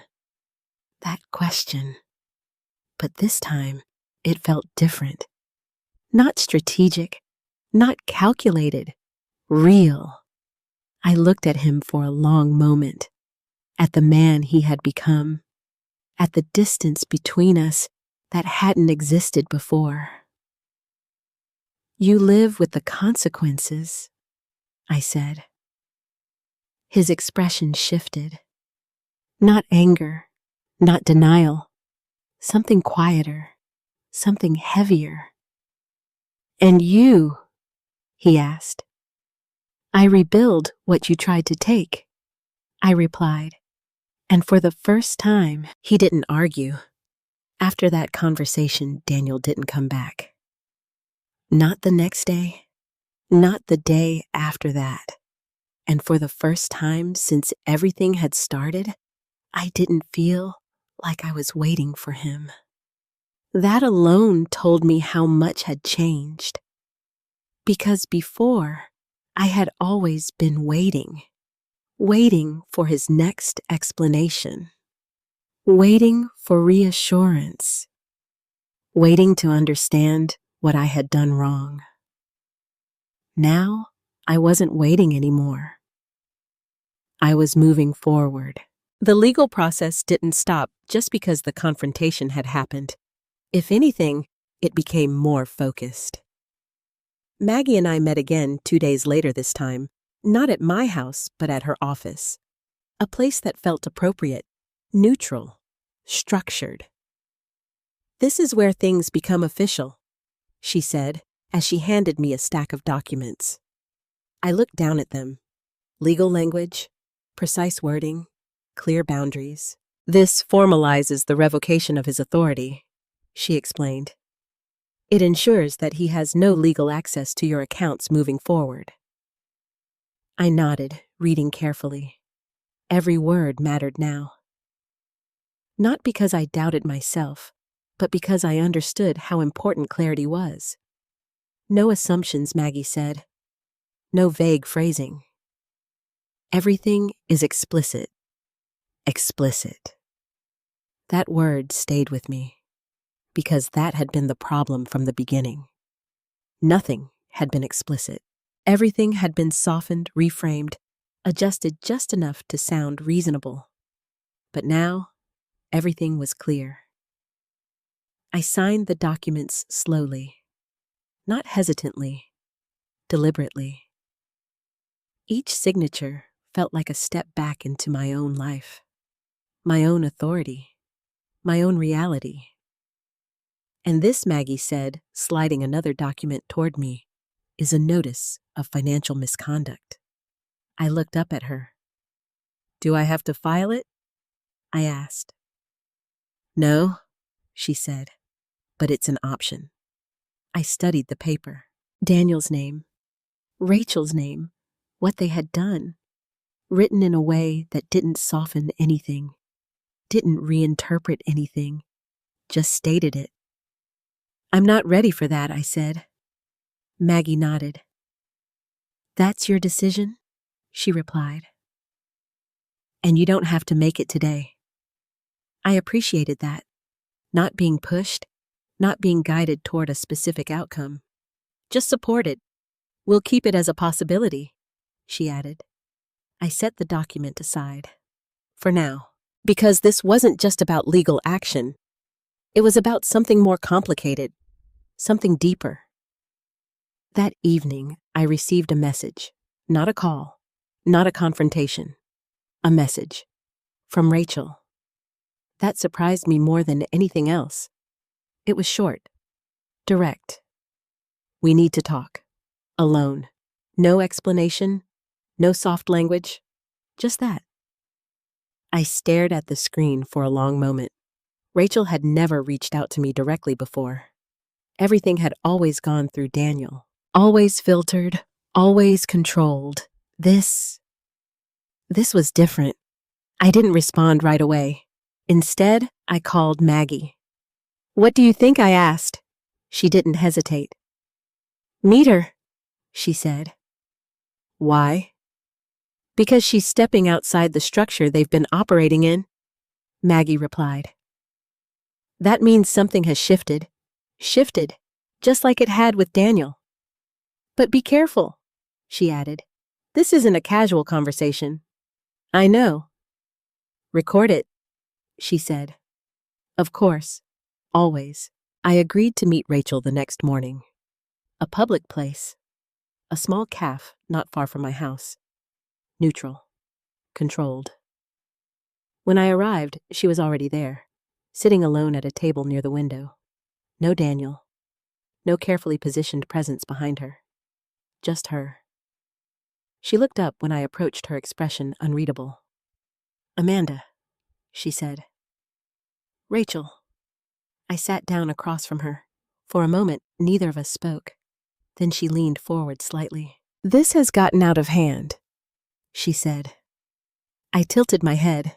How? She exhaled. Daniel is not handling this well, she admitted. That didn't surprise me. What does that have to do with me? I asked. Her eyes flickered. He's your son, she said. And he made his choices, I replied.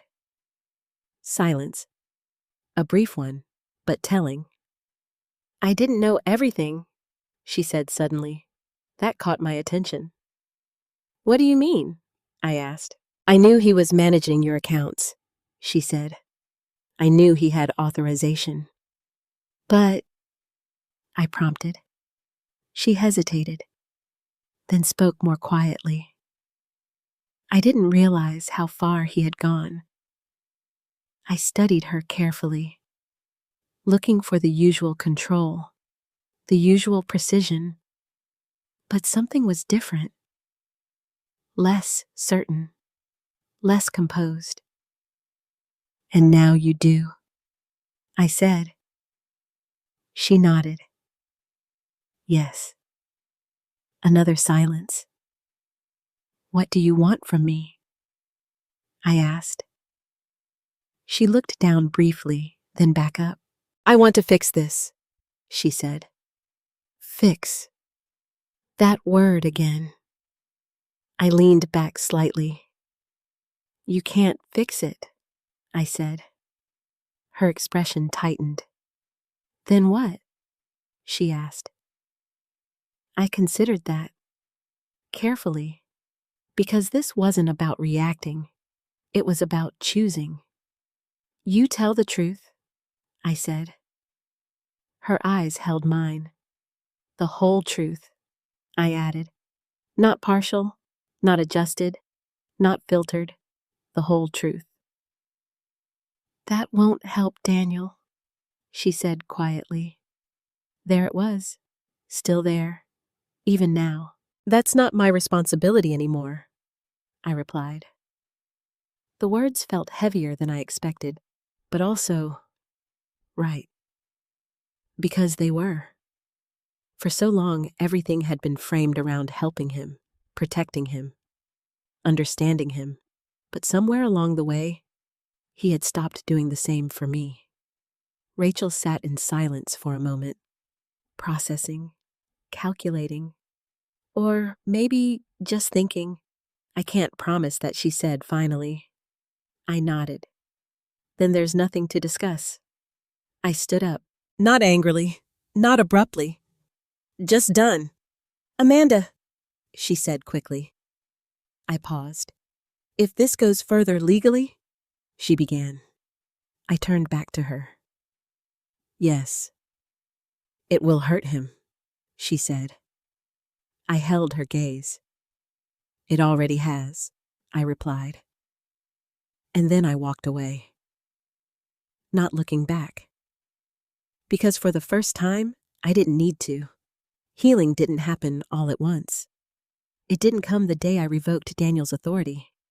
It didn't come after the confrontation. And it didn't come after my conversation with Rachel. It came slowly, quietly, in small, almost unnoticeable moments. The first sign of it was the silence. Not the heavy silence I had lived with after Robert passed. Not the tense silence that followed every conversation with Daniel. But a different kind, a peaceful one. The kind that doesn't demand anything from you. The kind that simply exists.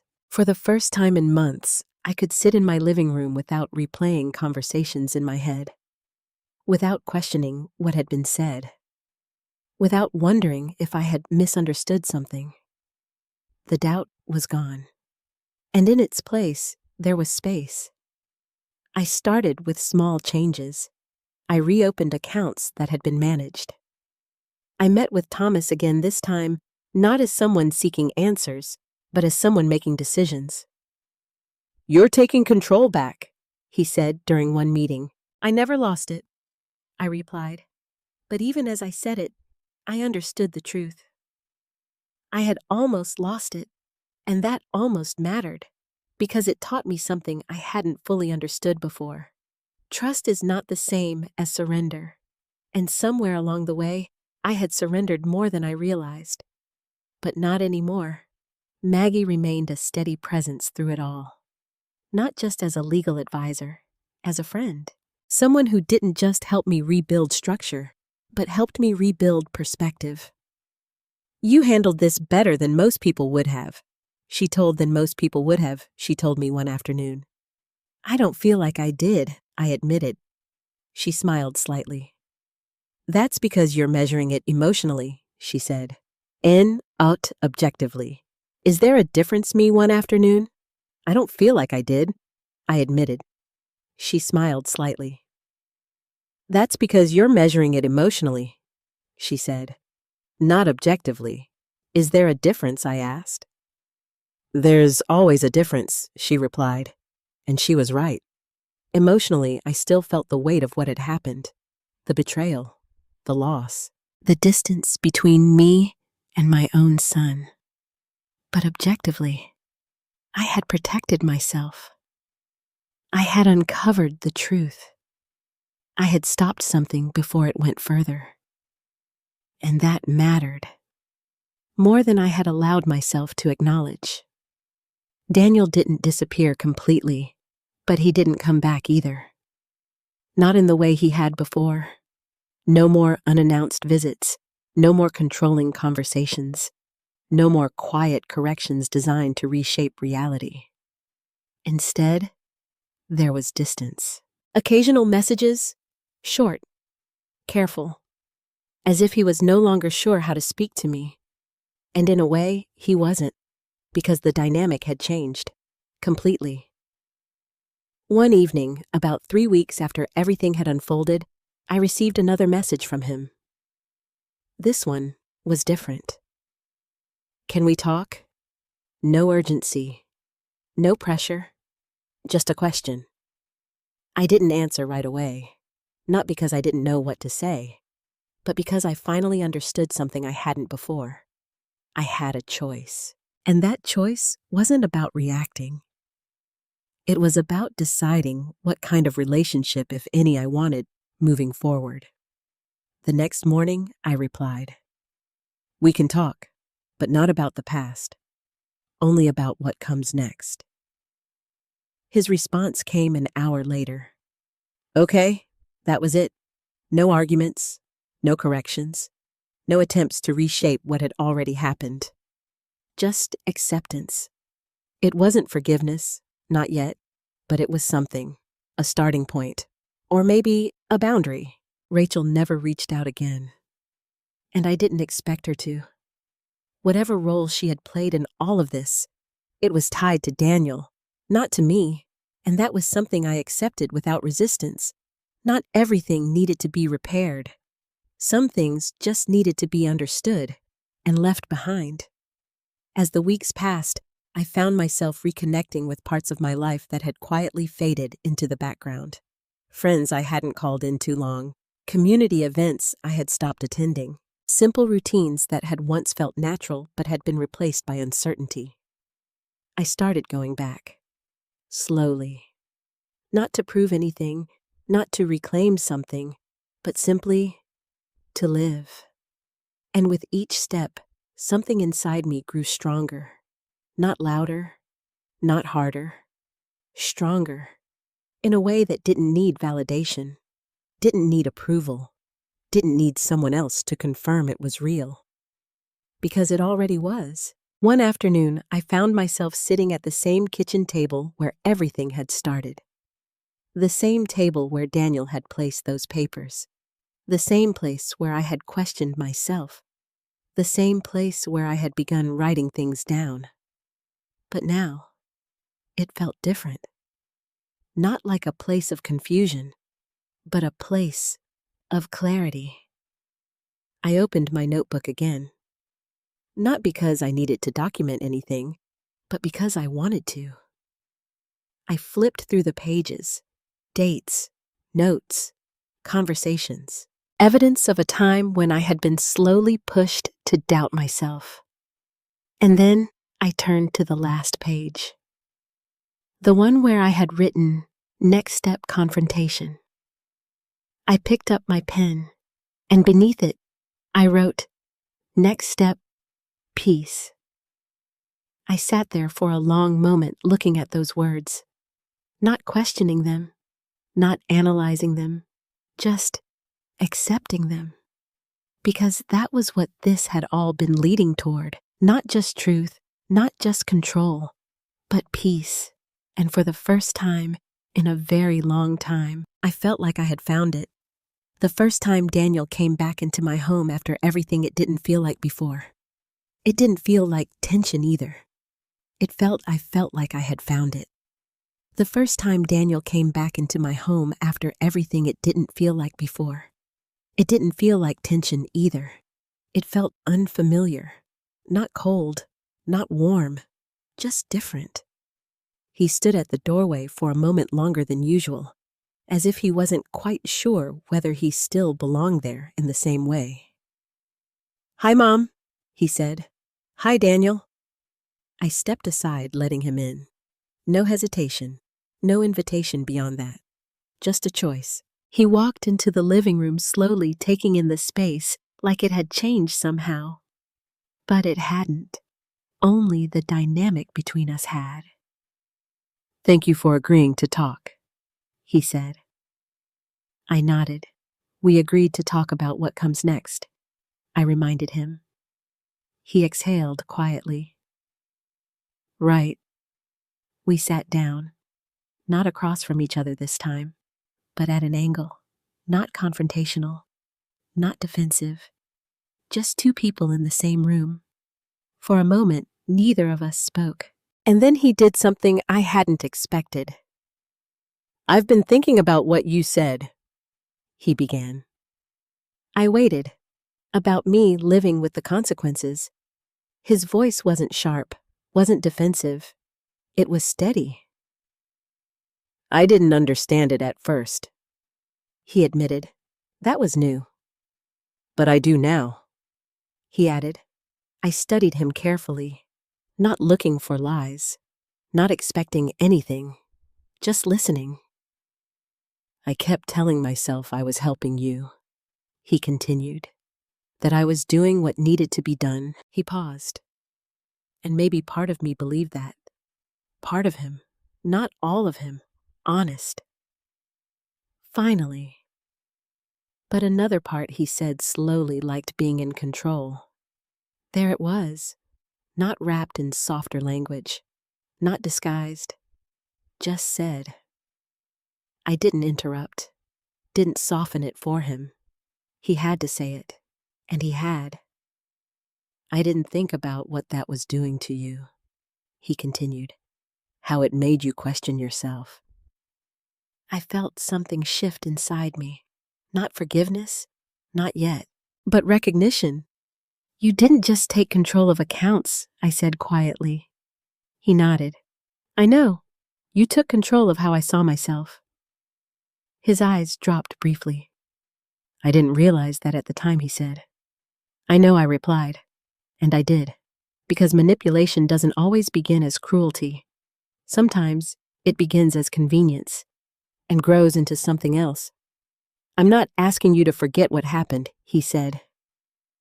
Good, because I wouldn't. I'm asking if there's a way forward, he added. That question mattered, more than anything else he had said. Because it wasn't about the past. It was about the future.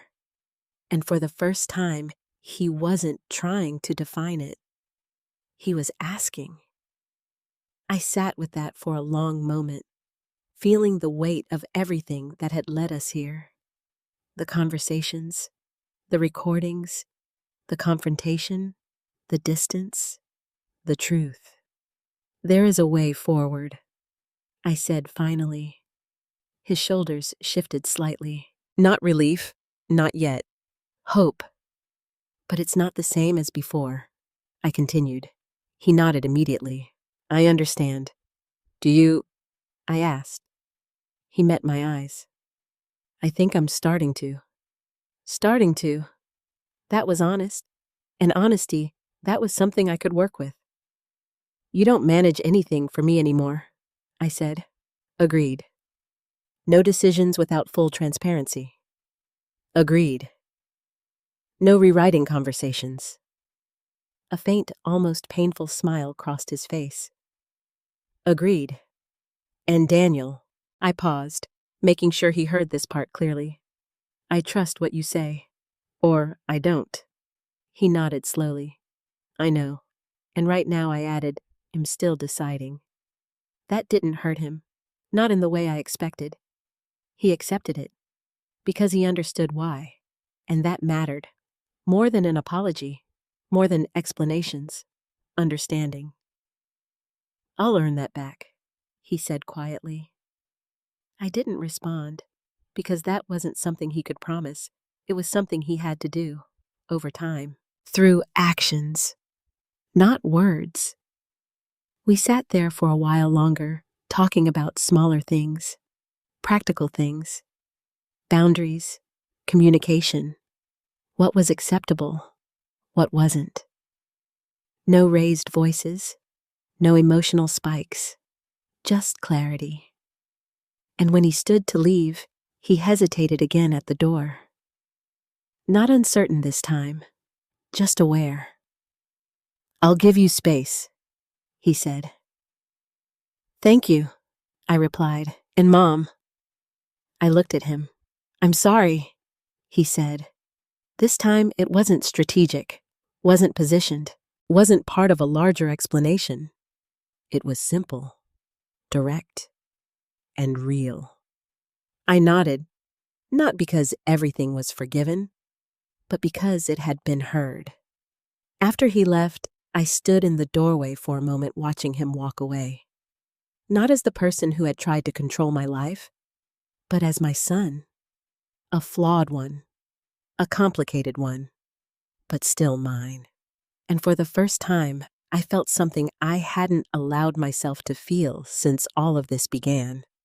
Not anger, not sadness, but possibility. Not certainty, but possibility.